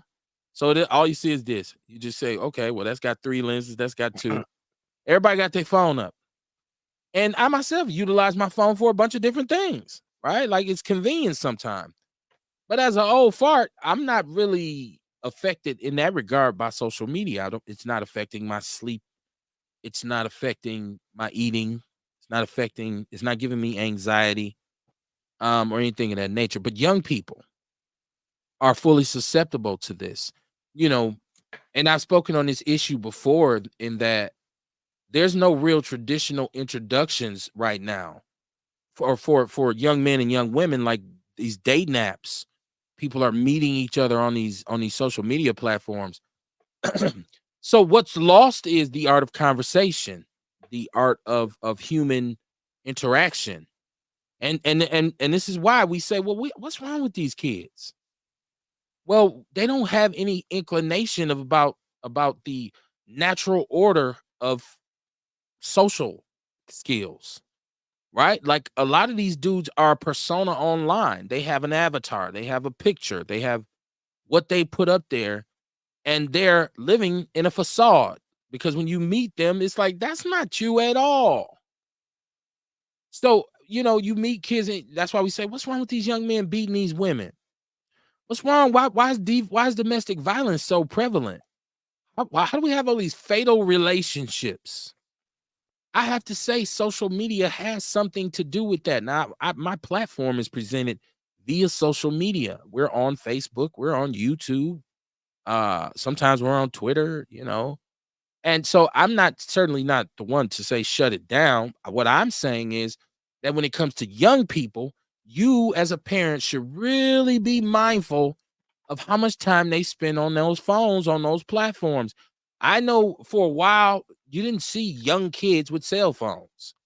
Now the youngest kid got a phone. I get it. As a parent, you say, well, I want her to be able to, or him to be able to call me if they need me. But it does a lot of other things uh besides call people. So we really, really, really, really have to be mindful. If your children engage in social media, are you checking their page? Are you looking at their posts? Are you looking at their friends' posts saying that's what you on? That's what y'all on? That's what y'all do? This how y'all get down? I really, really, really think that there does need to be some sort of regulation. And I know that there's people say, I got this app and I got control, but then the threat becomes, well, I can't get to it on my phone, but my partner can. Bro, let me see your phone. And we kids, they have their own networks. I know I've spoken with my son about, because I watch his social media, but he's also told me, Dad, it's easy to make a fake page. A lot of people make fake pages. So in that regard, what I start to do is just watch his behavior. And if I start to see certain things, like, because I'm watching and I'm saying, well, this is the latest trend, this is the latest challenge, this is what they're doing. So I'm observing him and his behavior and saying, yo, that's that bullshit right there. I need to step in and do something. And my wife was very proactive with my daughter. Like, she just checked the phone. Like, yo, let me see the phone. My daughter used to be sweating bullets. Hey, that's funny, man. Women, boy, they ain't got no motherfucking hold back, man. They ain't no hold back when it Look at comes that to shit phone. like that. And my daughter used to be sweating bullets. This shit used to be the funniest thing. I can see in her mind, her thinking, damn, did I erase? Did I delete? No, she probably had looked at some shit she wasn't supposed to look at.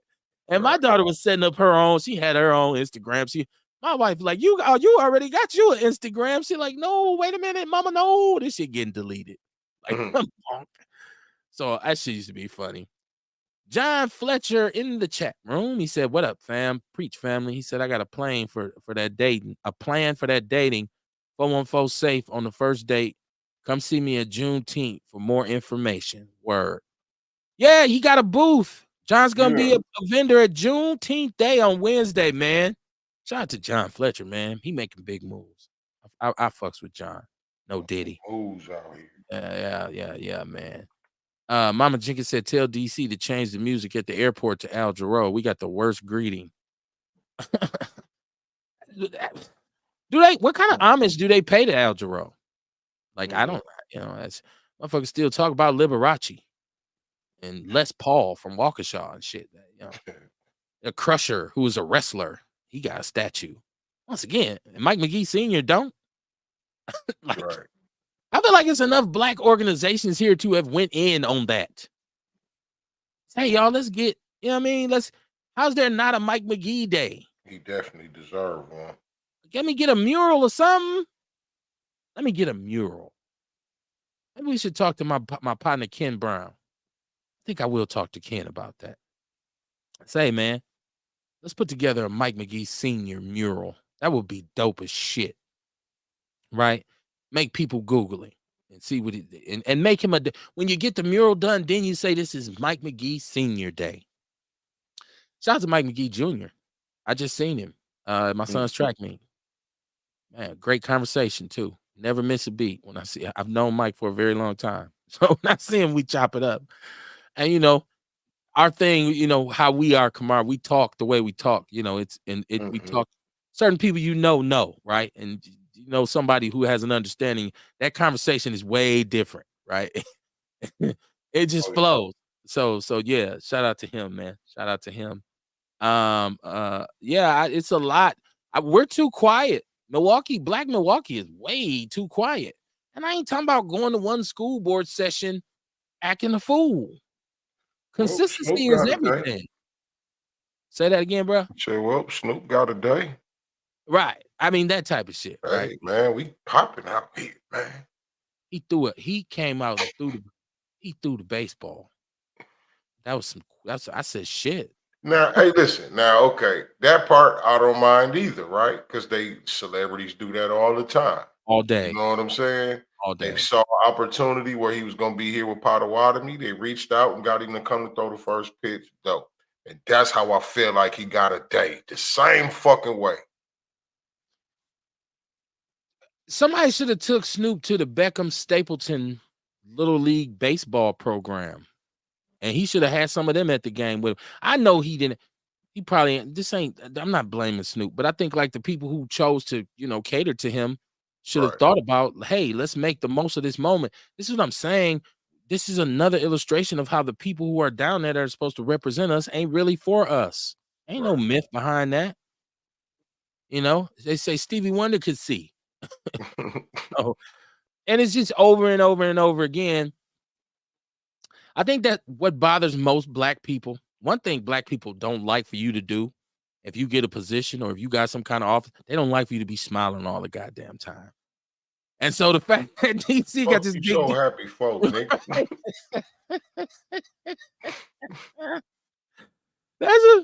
The fact that DC kind of got this big shit eating grin on his face. Man.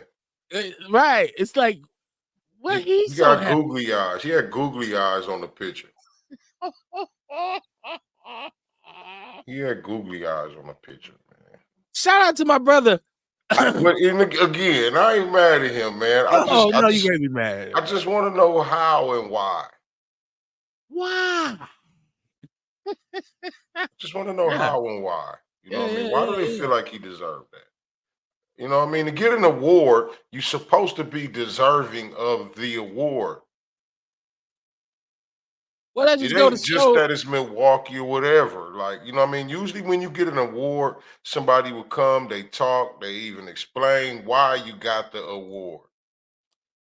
Kamar, it just goes to show that the paper ain't worth, the ink on the paper ain't worth the paper is printed on.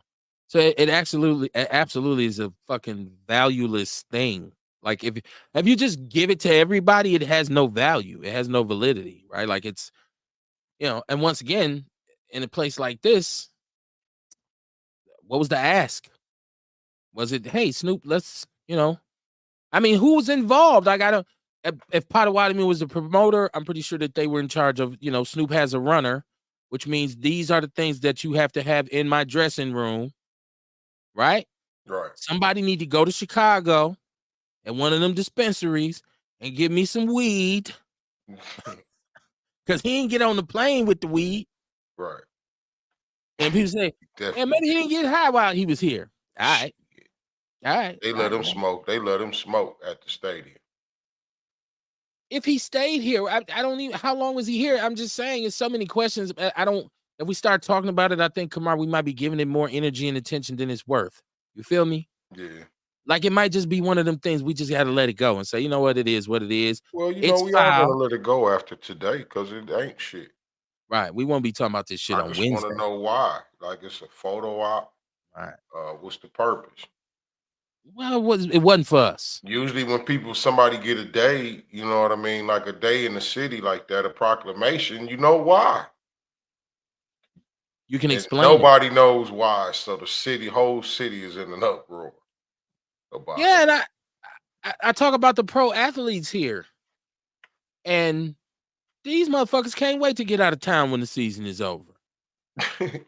I mean, do you know how much work can be done by these brothers who play basketball here and make 50, 60 million dollars a year? Giannis included. People say, well, Kev, he's not American. Well, he looked like an American to me cashing them checks, right? His one. I ain't gonna talk about his woman. I ain't gonna say nothing about his woman. I promise I'm gonna stop talking about people, significant others. But I'm just saying there's and that's not to say Giannis don't do certain things. I don't know about his philanthropic efforts, but I just don't see him in the community enough. And it may be the language barrier, it may be hard for some of our real kids in need to, because they be like, man, you talk funny in a motherfucker. And he end up, I slapped the shit out of one of you. You do not talk to me like that. But some American dudes on that team, the Bucks team. Like where did I see Craig Miller? Not Craig. Do What's his name? Giannis got a day? I'm pretty sure he does. I'm pretty sure Giannis has. Uh, I yeah, feel like they could have gave Dame Lillard a game when he came. Just because he's coming to Milwaukee to the team. I mean, I would understand that better than Snoop. I mean, you know what I mean? I would understand that a little better. I ain't saying he deserved one for that, but you know what I mean? It's a reason. yeah, man. It's hard to make sense of it. Another kind of misnomer that we've been kind of fed is we're looking at this presidential election coming up, and there's the black vote. Trump is popular. Black people relate to him because he caught a case. And once again, it's in the USA Today, and they were talking about the quandary that black people have in this country is that we are disappointed in Biden's job, in the job that he's done as president, but we are disgusted by Trump still on a large level, right? And they were talking to a couple swings. They took polls in a couple swing states, Michigan and I believe Pennsylvania, and the black votership for Biden. There's some black voters who say, I don't think I'll vote for Biden again. I'm not happy with him as president, but Trump is not an option either. Like we're still overall disgusted with Trump. And the media tries to sell you on, hey, black people love Trump. And that's not the case. Black people are not, we're the most forgiving people on this planet. We will let you get away with bloody murder, but you can't fool This is us. where we should really understand how we don't really have an option for president who runs for president. We don't have an option for it. I don't care how we go vote. I think the two row, like when it first started, we knew who the two people was gonna be. Right. We knew it was gonna be Biden or Trump. You know what I mean? I feel like it should be a way we should have more say so in who runs and how we vote. You know what I'm saying? Or how that voting process go. I still think Trump is, you know what? It's sad to say because we already know about our theories on, the lesser of two evils. But we shouldn't be going backwards and we should not be revisiting Trump as a president again. Um, and I know that means 4 more years of Biden or however long I've seen some images of Biden that are truly disturbing. Oh I my seen one God. of them, he looked like a zombie. I'm like, High as a motherfucker. Say he was something, man. They had he doped up. what in the world? What was he on? God I damn. was like, yo, I should have just let him shit. Get him a box to sit in or something. Like, I mean, man, I don't know what kind of pills. I think you know what I'm talking about. It's just Yeah. he's standing at an event Yeah, I seen that. And and everybody everybody's there. cheering, happy, Yeah, and and he he's just just kind of stuck. like, and they're like, look Like at his it's like hands. it's almost like they had a corpse leaning up on something. It's very weird. It was It very looked weird weird. as a motherfucker. Was that an alien? A shapeshifter?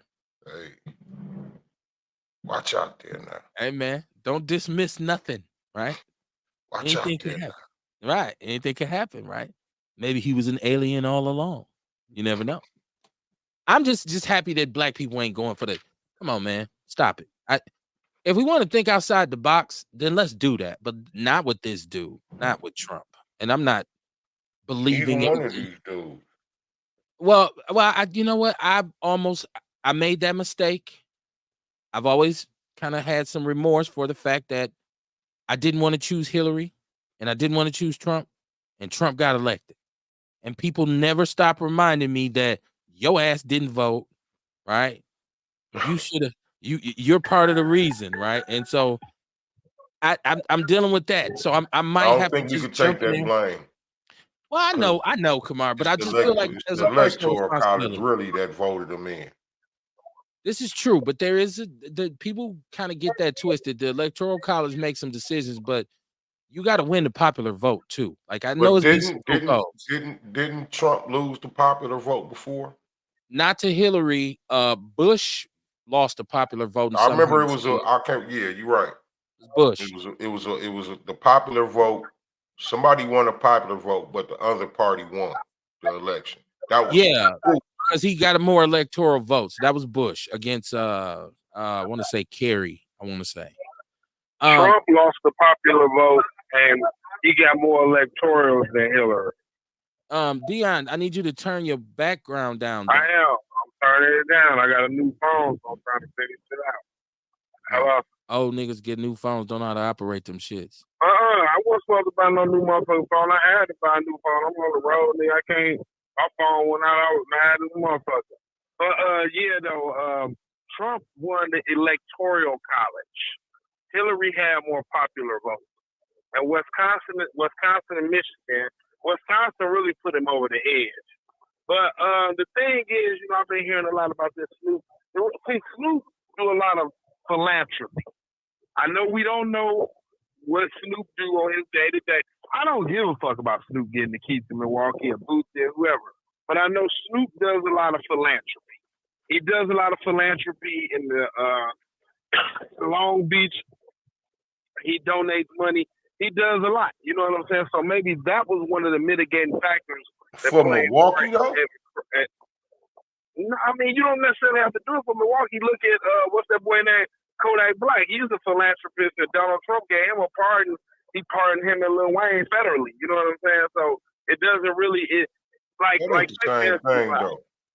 And then I'm not gonna say no. Well, I mean, I don't give a fuck. But the person when you said that you got somebody about helping with the expungements and pardons, I wanted to tell you in the inbox that I had a bad experience with that guy right there.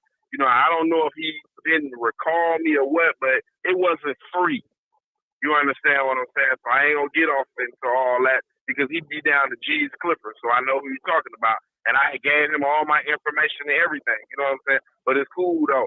But the whole thing about the thing with Snoop though, you know what I'm saying? It's Like, not cool if you don't feel like it's cool.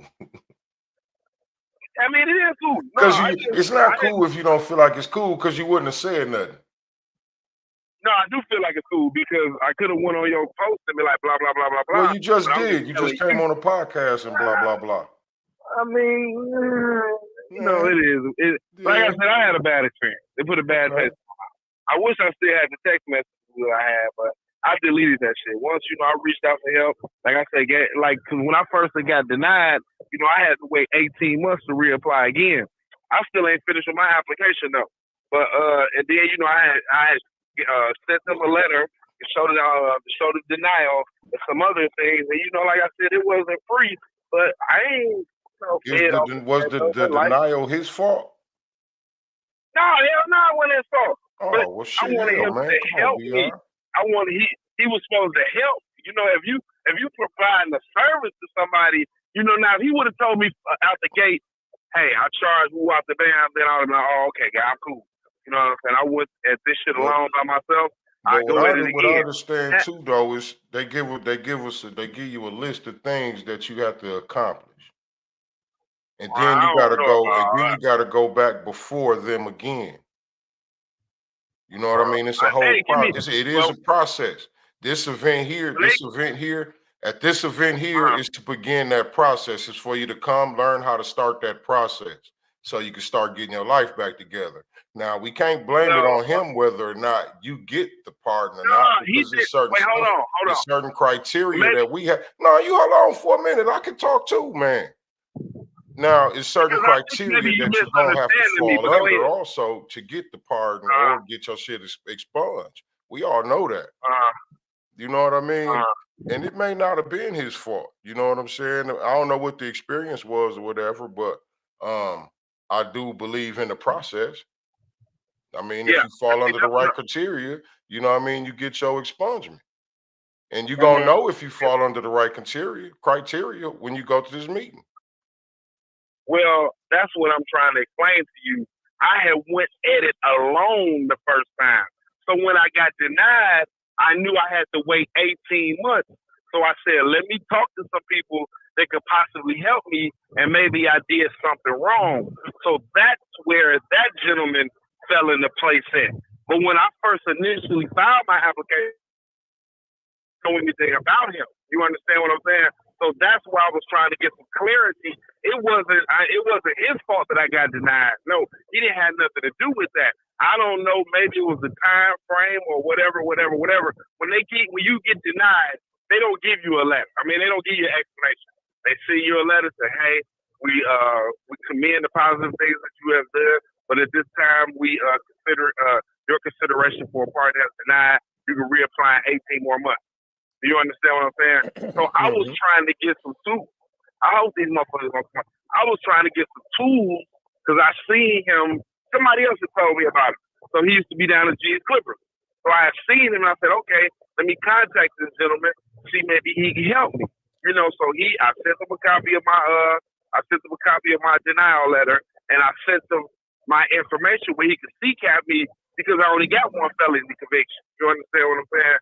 So he was like, blah, blah, blah. And then so we were supposed to meet. I forgot. We were supposed to come down there. But this was a couple of years ago. We were supposed to come down there where you at because it was a mutual place where I felt we both could be comfortable at. Well, especially him. You know, I ain't thinking no motherfucker doing that to me. But he don't know me. I don't know him. You understand what I'm saying?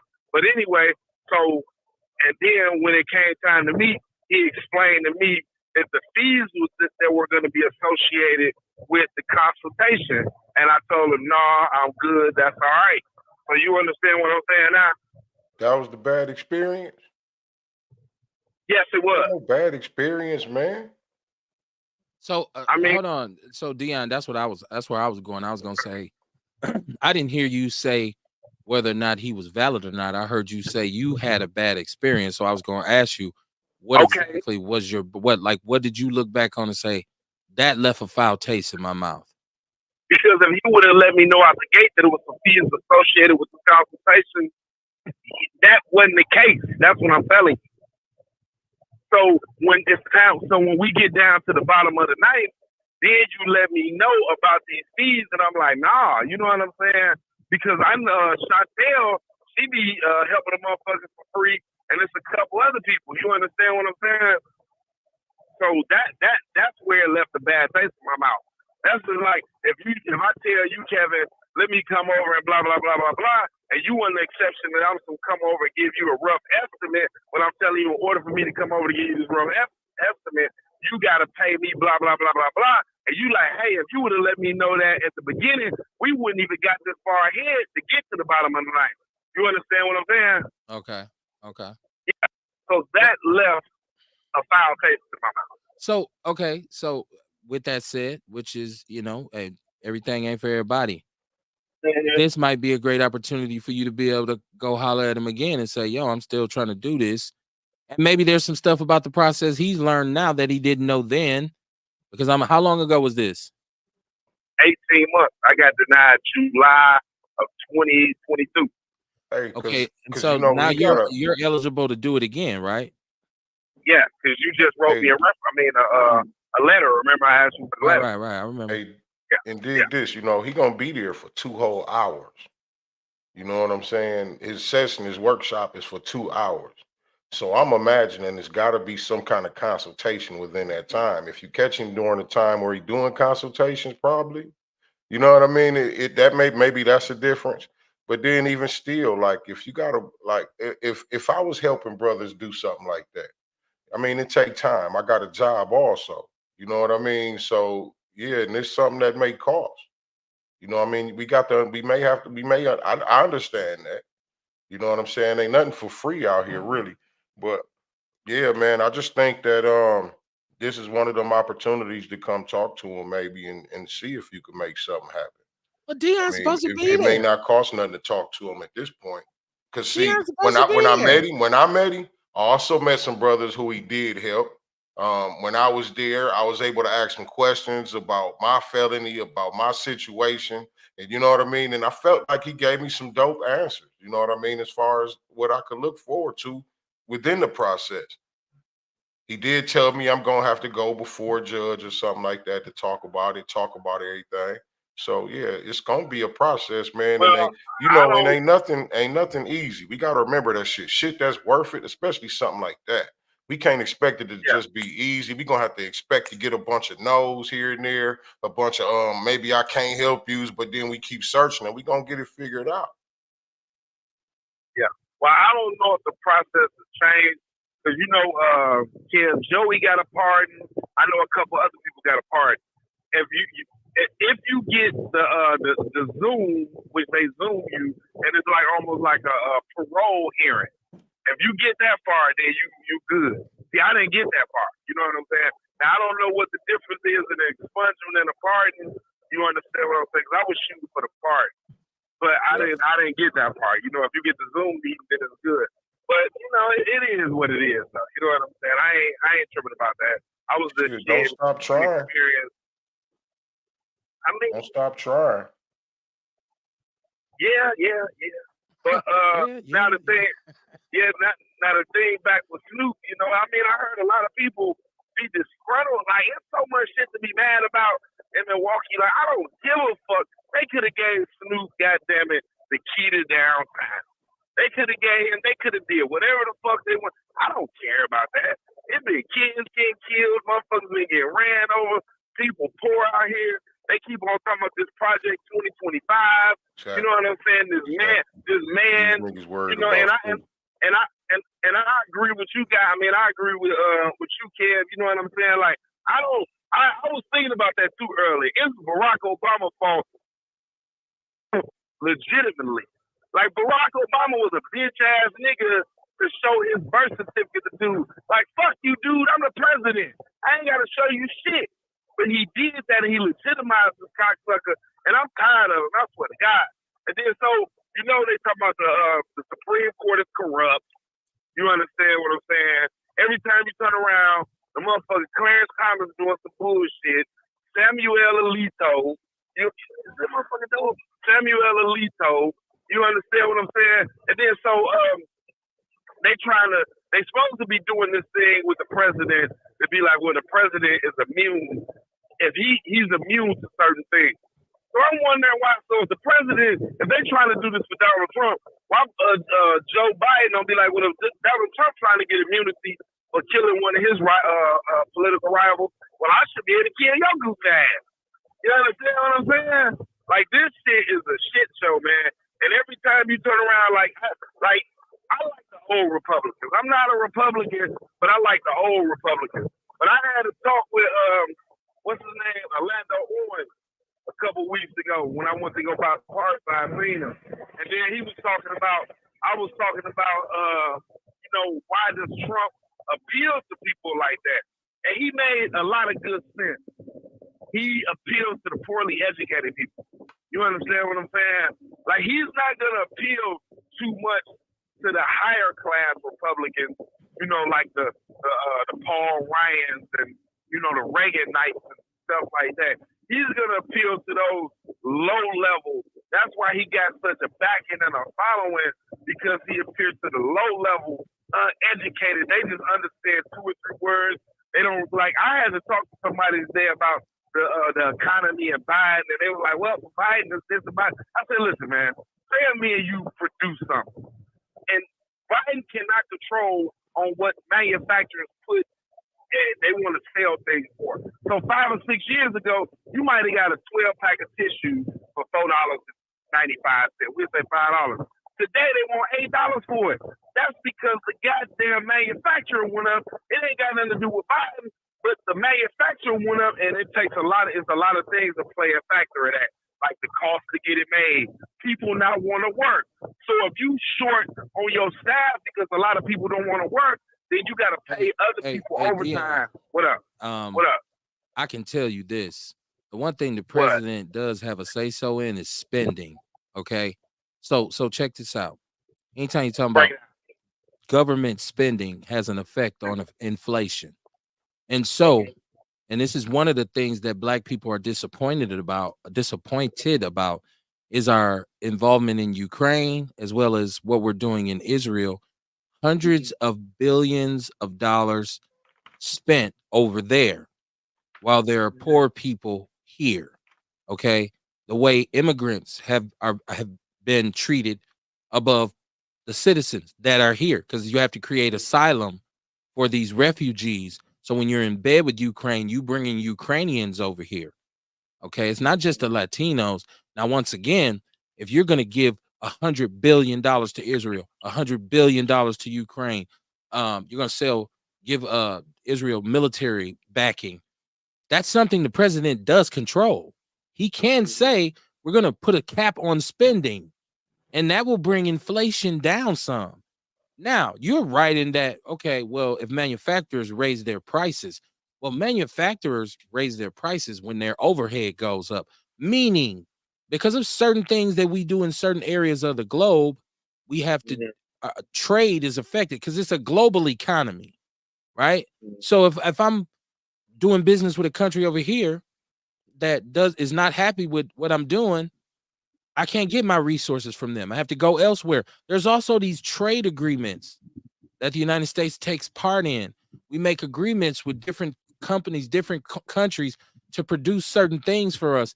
The president has his hand in all of that. Part of him being in control of the military, part of his power extends to being in control of the military as the commander in chief, but he's also the CEO of the country. So he controls spending. And the only reason inflation goes up is because you got to print more money because the value of it is so low.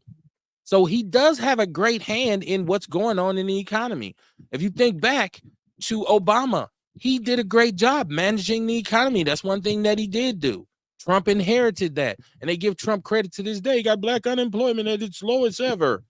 Well, it was only, first of all, about 0.2%.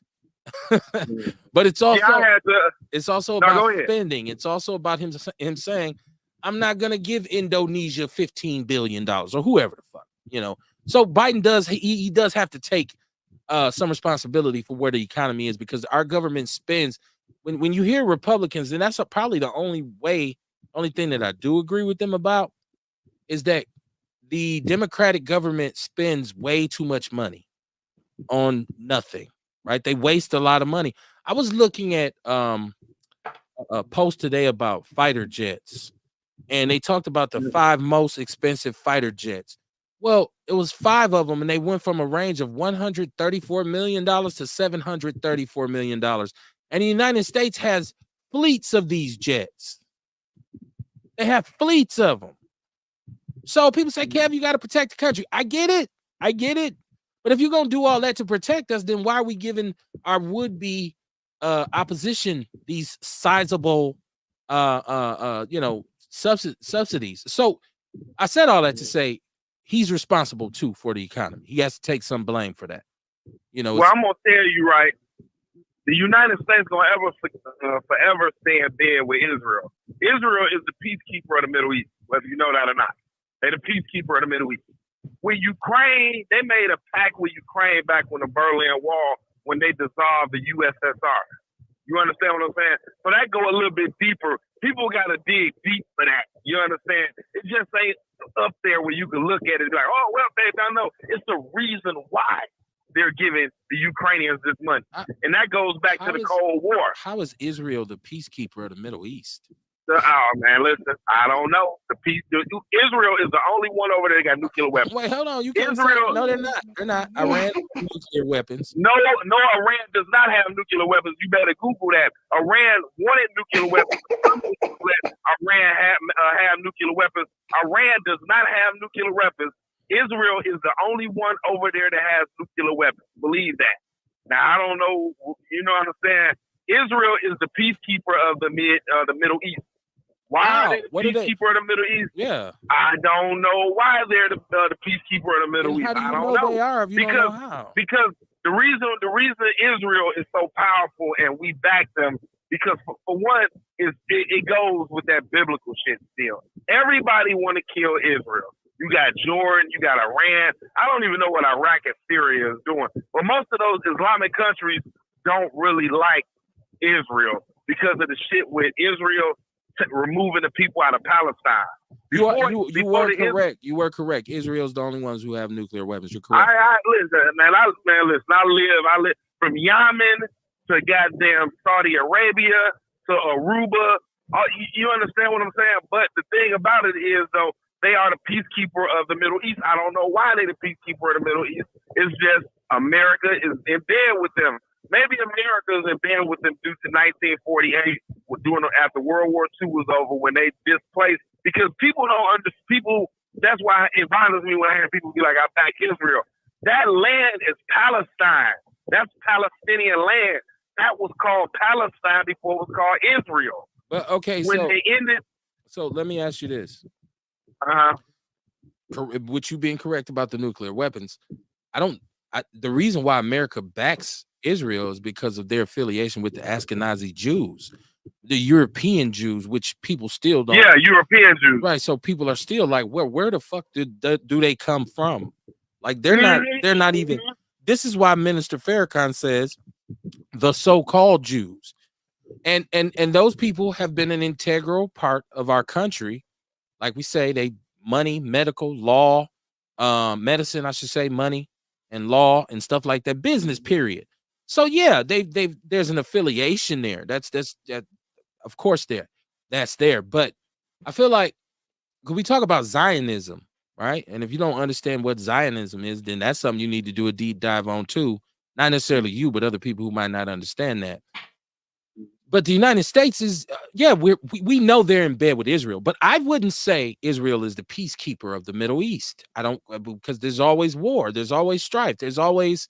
I mean, they engage right now. So how are they the peacekeepers? I don't understand that. Well, for some reason, that's what they call them, though. I don't know why they call them that, but that's what they call them. And then, so like I said, but I don't know, man. You know, with this guy talking about this Project 2025, and then, you know, when he went to Detroit, and then he just called Milwaukee a shithole. Well, he said it's a horrible city. Yeah. Was he lying? Come on, now. Was he lying? I don't understand. Was he? You talking about Trump, right? Yeah. Was he lying? Is Milwaukee not a horrible city? I mean, statistically. Now, hold on. Kamar and myself just talked about how dope Milwaukee is in the summer, which still stands true, right? I still feel that way. I'll go to my grave standing on that. But statistically, in the conditions we live in and the level of segregation and discrimination and ineptitude from our leaders, it is a horrible city, right? That's a tough one. I'm Milwaukee crazy, man. I'm born and raised here. I came home from Mount Sinai to 17th and Capitol. That's where I was born, and I believe I was conceived here. I don't have my parents around the house. Well, you stupid as hell. Now, Kamar, Kamar, is Milwaukee not a horrible city? I think it depends how you look at it, for one. For two, is how you live. You know what I mean? What type of lifestyle do you live also? Okay. When I look at a failing school system, right, an ineffective police department, right, an inept city hall, inept health department, everything in this city is dysfunctional. So when I say what they choose to give a day to Snoop Dogg, this is what they put the energy into. Hold on. All this shit wrong, and this is what they thinking about. But now I'm saying Trump. I don't like Trump, and I'm not a Trump supporter. But I don't disagree with him when he says this. He's denying it, of course, and people are saying what he was talking about. Well, Trump feels bad because he feels like Milwaukee tipped that election off because we voted against him in the last election, and that's how he didn't win Wisconsin. So he said, with the way, and this is just, and I don't know the exact context because I wasn't in the room, but if he says in terms of Republicans and where we stand, that is a horrible city. It's not a good spot for us. So, Kamar, I guess it's like you said, it depends on how you look at it. I could understand it both ways, and I'm normally never straddling the fence, but I can but I want to go back to Orlando Owens, Dion, because and shout out to Orlando. I've spoken with Orlando millions of times about his love for the other side, and he's never been able to give me a good explanation. For him to say, well, Trump appeals to uneducated people, but he's a Trump supporter. So I never heard him say that one. That would have been a good one. I wish I could have heard him say. I mean, you had the conversation. That's what I'm saying, Dion. You said you had this conversation. You guys had this conversation. Once again, shout out to Orlando. I don't think we're not. I mean, it made sense to me what he said, though. You know what I'm saying? Trump appeals to the John Deere tractor driving. The guy that's fixing this, putting his motor in. Cowboy boot wearing, big buckle wearing. He appeals to this. He does it because I was like, because I was comparing Trump. I was comparing his supporters to Reaganites. And I said, don't get me wrong, I'm not a Republican, but those guys I'm not a Republican or a Democrat, but those guys, the Paul Ryan types, they was a lot way smoother than these guys. And when he broke it down to me, I was like, well, yeah, that do make a little sense right there. You know what I'm saying? Because Trump, like he said, Trump is an outsider, but he's really not an outsider. But to the average Joe Smo, he's an outsider. I mean, because people are not in tune to a lot of things. Trump got lobbyists. You don't think all those skyscrapers and apartment buildings and all that he had. And see, that's what bothers me about the politics. You know what I'm saying? All these guys lay in bed with one another. You understand what I'm saying? All of them do. The Mitch McConnells, the Joe Biden, the Lindsey Grahams, and, all of them. And we just out here, we like, oh, it's the Republicans and the Democrats, and blah, blah, blah, blah, blah, blah, blah. Now them MAGA motherfuckers is a little different. Like the Marjorie Taylor Greenes and all them. They don't socialize with the other with the other Republicans. Like, it's crazy, though, but they're a little different. But all those guys, like, ain't no way in the hell me and you, Kev, you're a Republican, I'm a Democrat, and we've been working in Congress for 43 years, and we ain't kicked it, we ain't cool. We don't give a fuck really about the American people. I made a couple million. I got lobbyists in my back pocket. You got lobbyists in your back pocket. We know billionaires and shit that's funding shit that we doing it. I give a fuck about that shit. I'm gonna die in I'm 79 years old. I can barely wipe my ass. I don't give a fuck about the American people. I lived a good life off the back of the American people.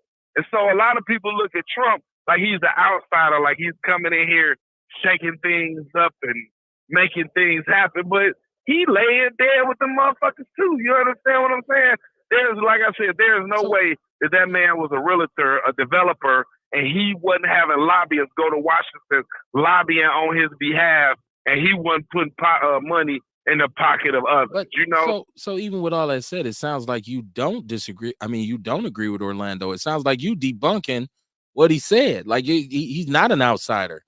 He's not a maverick. He's a bad businessman who has money, and who has got, like you said, there's special interest groups. There are lobbyists.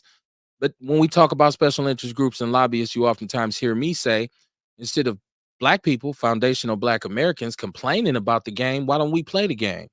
Why don't we get our own lobbyists? You got entertainers, you got, we got people from all different walks of life with money, with capital. And I'm not just putting this all on entertainers, because there's Fortune 500 CEOs. There's supposedly, allegedly more Black millionaires and billionaires at this point than there's ever been. So why haven't we established the Afro Party and put Afro Party liberal lobbyists and special interest groups in Washington and do what they do instead of supporting some dumbass white boy who's already gotten a shot and fucked up everything? Why don't we just come with our let's support a black maverick then, and we can support an orange one? But see, I think the misnomer that the press tries to make us believe is that, hey, Trump is really turning a lot of black people. He's really not. Those same black followers that he's had, they're still sticking in there, and Orlando's one of them. But deep down inside, it's a game that Orlando's playing a game, right? He's trying to get his foot in the political game. And the way he's doing that is affiliating himself with the Republicans. But I've also heard people say he used to be a Democrat and he left disappointed because he wasn't selected for certain positions. So I don't want to talk about him when he's not here. I'm just saying, when I hear somebody like you say, oh, he made some good points, I'm super interested in what the points were. Like, damn, let me hear this shit.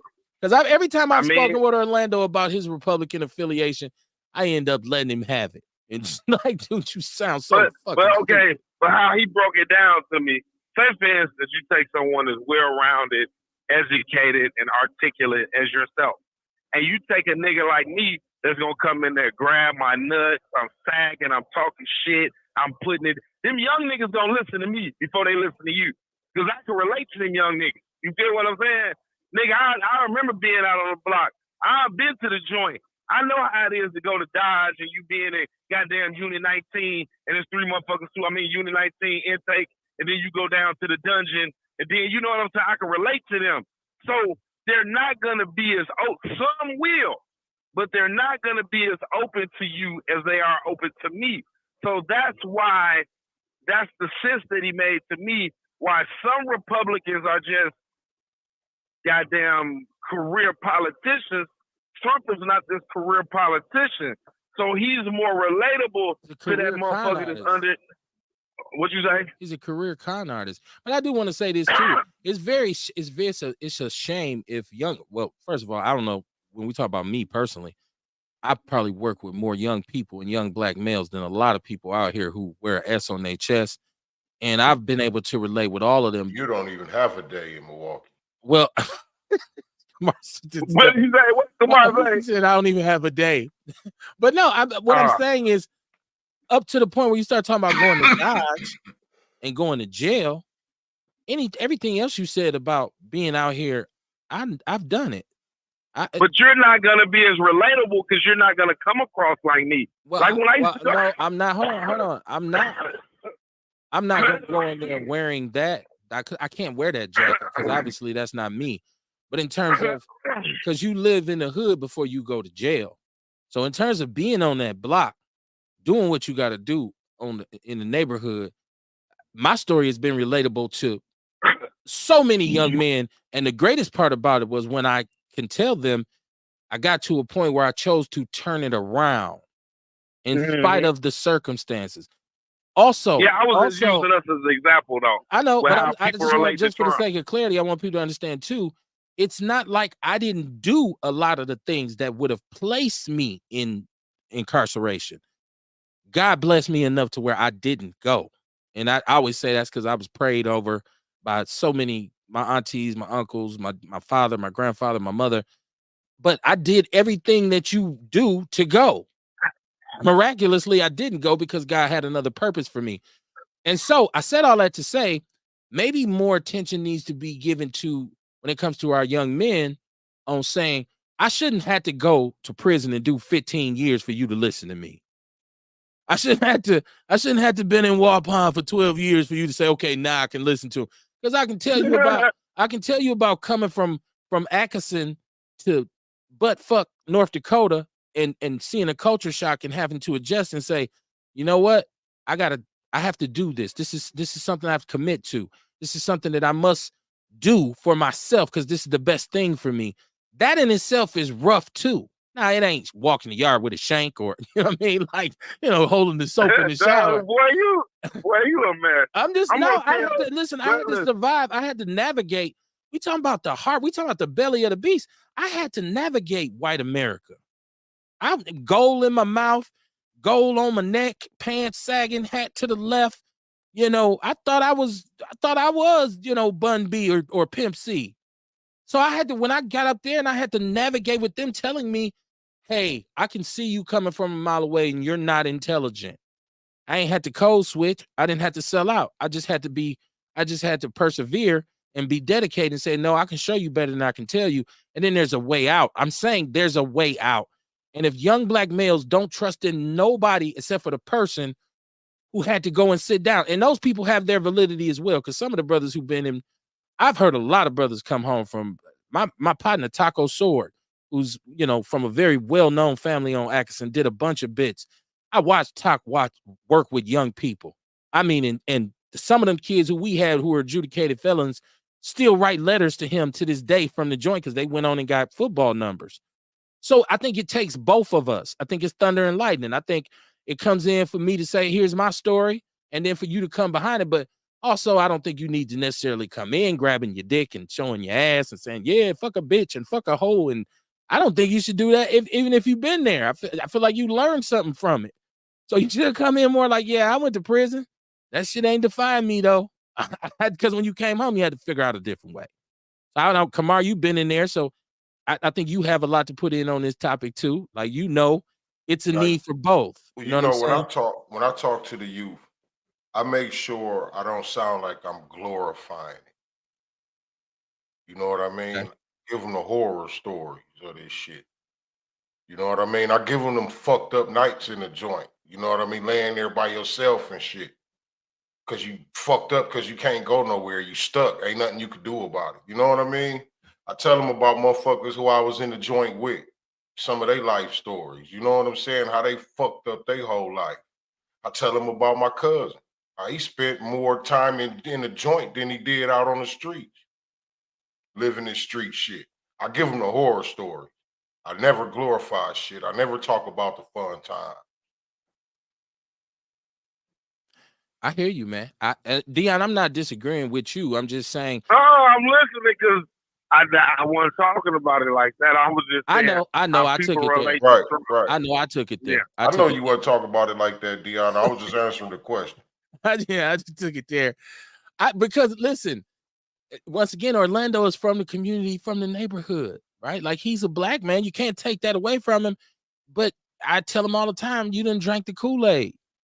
You have drank the Kool-Aid, man. Like, I had to step in with that whole situation with him and ENC Jordan. And, just because words mean something, man. And when you start saying certain things to people, you start treating people a certain way, you don't know how that shit is going to come back to bite you in your ass. Right. And it could be something very simple and very stupid. And it's really, really, really no reason for us to still be going for the okie doke. And so I've spoken with Orlando, and I just think Orlando is just playing this game. I don't hear the sincerity of, because I've heard him say, I go where I'm tolerated, where I'm celebrated, not where I'm tolerated. There we go. Says, I go where I'm celebrated, not tolerated. Well, those white people don't celebrate you either, because you ran for about 5 different offices and you haven't gotten elected to shit. As a matter of fact, you ran for office and they put another magical Negro ahead of you.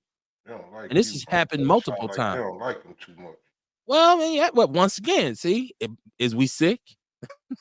Boss, is we sick? Like, Orlando's always been he knows I ain't saying nothing to him on here. I ain't said to his face. Like, Orlando used to come over here and sit with me and chop it up with me. And we used to just go back and forth about this. So shout out to him and shout out to you, man. What else on your mind, man? Because I got to close this thing down. What time you getting off, man? God damn, man. 46. We've been on since 7:30. I know. I know you've been on since 7:30. I ain't called because I was fucking with, because, man, I'm rolling, man. I look at my phone. My shit look like, I don't know what the fuck. Like, it just had an electrical shock. I had to try to buy me a phone and fuck around and all of those bullshit. Dion, we help you eat up a bunch of miles, don't we?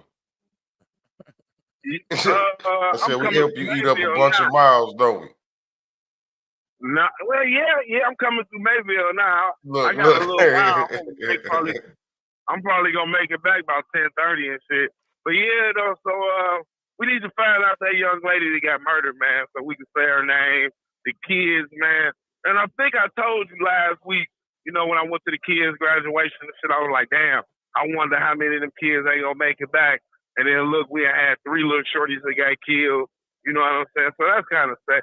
I ain't gonna say it's kind of sad. It's really effed up, man. You know that those little youngsters lost their life. And sometimes, you know, that gets to me because you know they ain't even had a chance to make nothing of themselves, and ain't no telling what they could have been.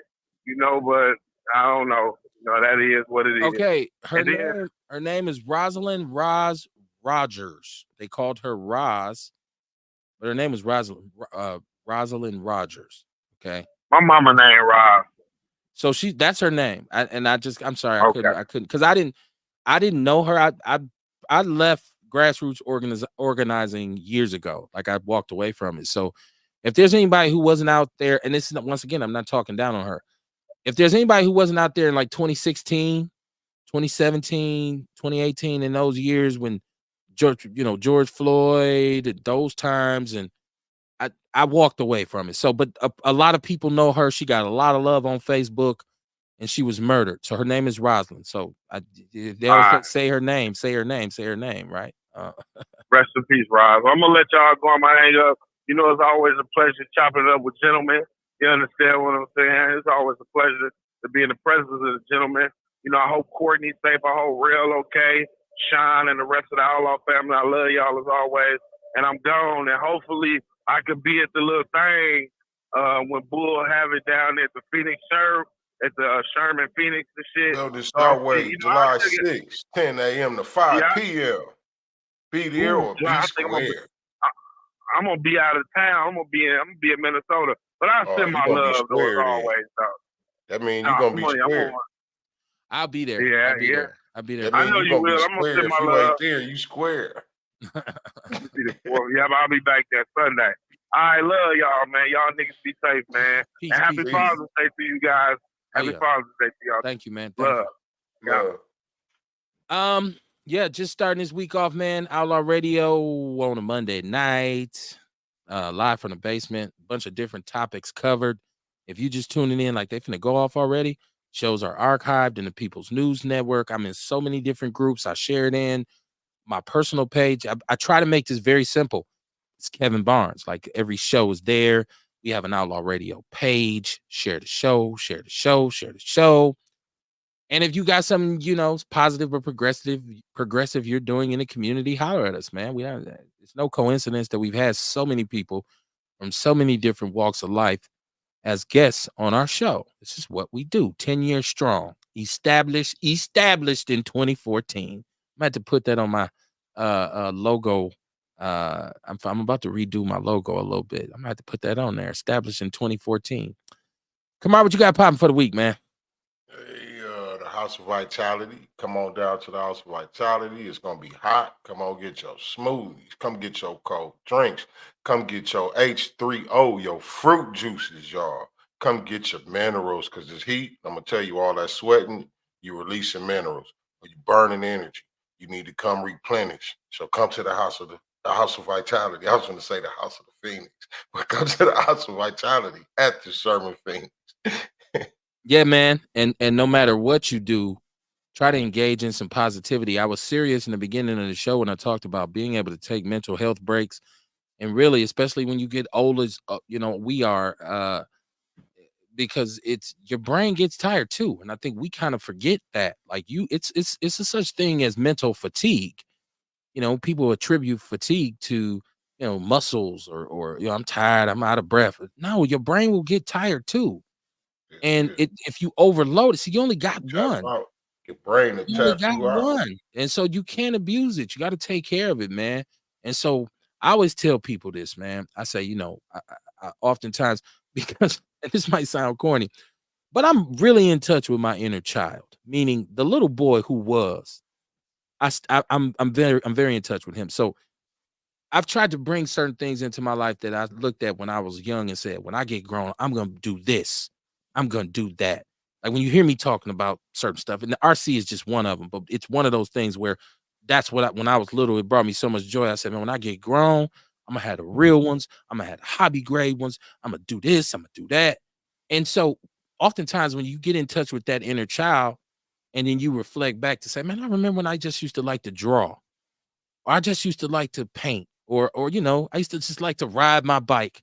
Sometimes when you re-engage into that, it opens you back up to saying, as a child, there's no limit to your dreams. There's no limit to your aspirations. It's just as we become an adult, we start to believe that I can't, or they won't let me, or I'm not good enough, or, Right. and you just sit in that and wallow in it.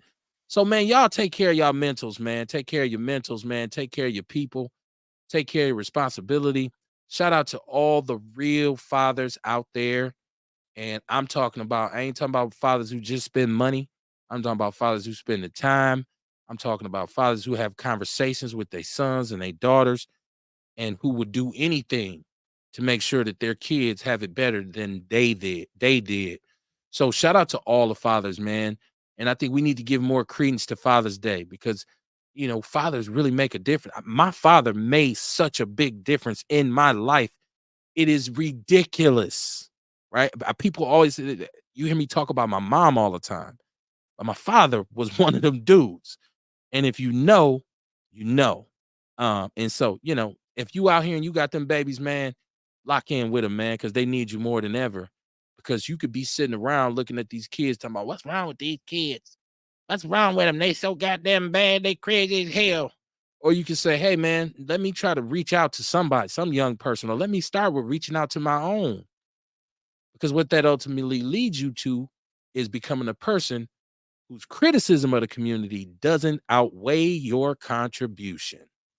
Because if that's the case, then you're a coon. Respectfully. I see y'all Wednesday, man. Peace and love.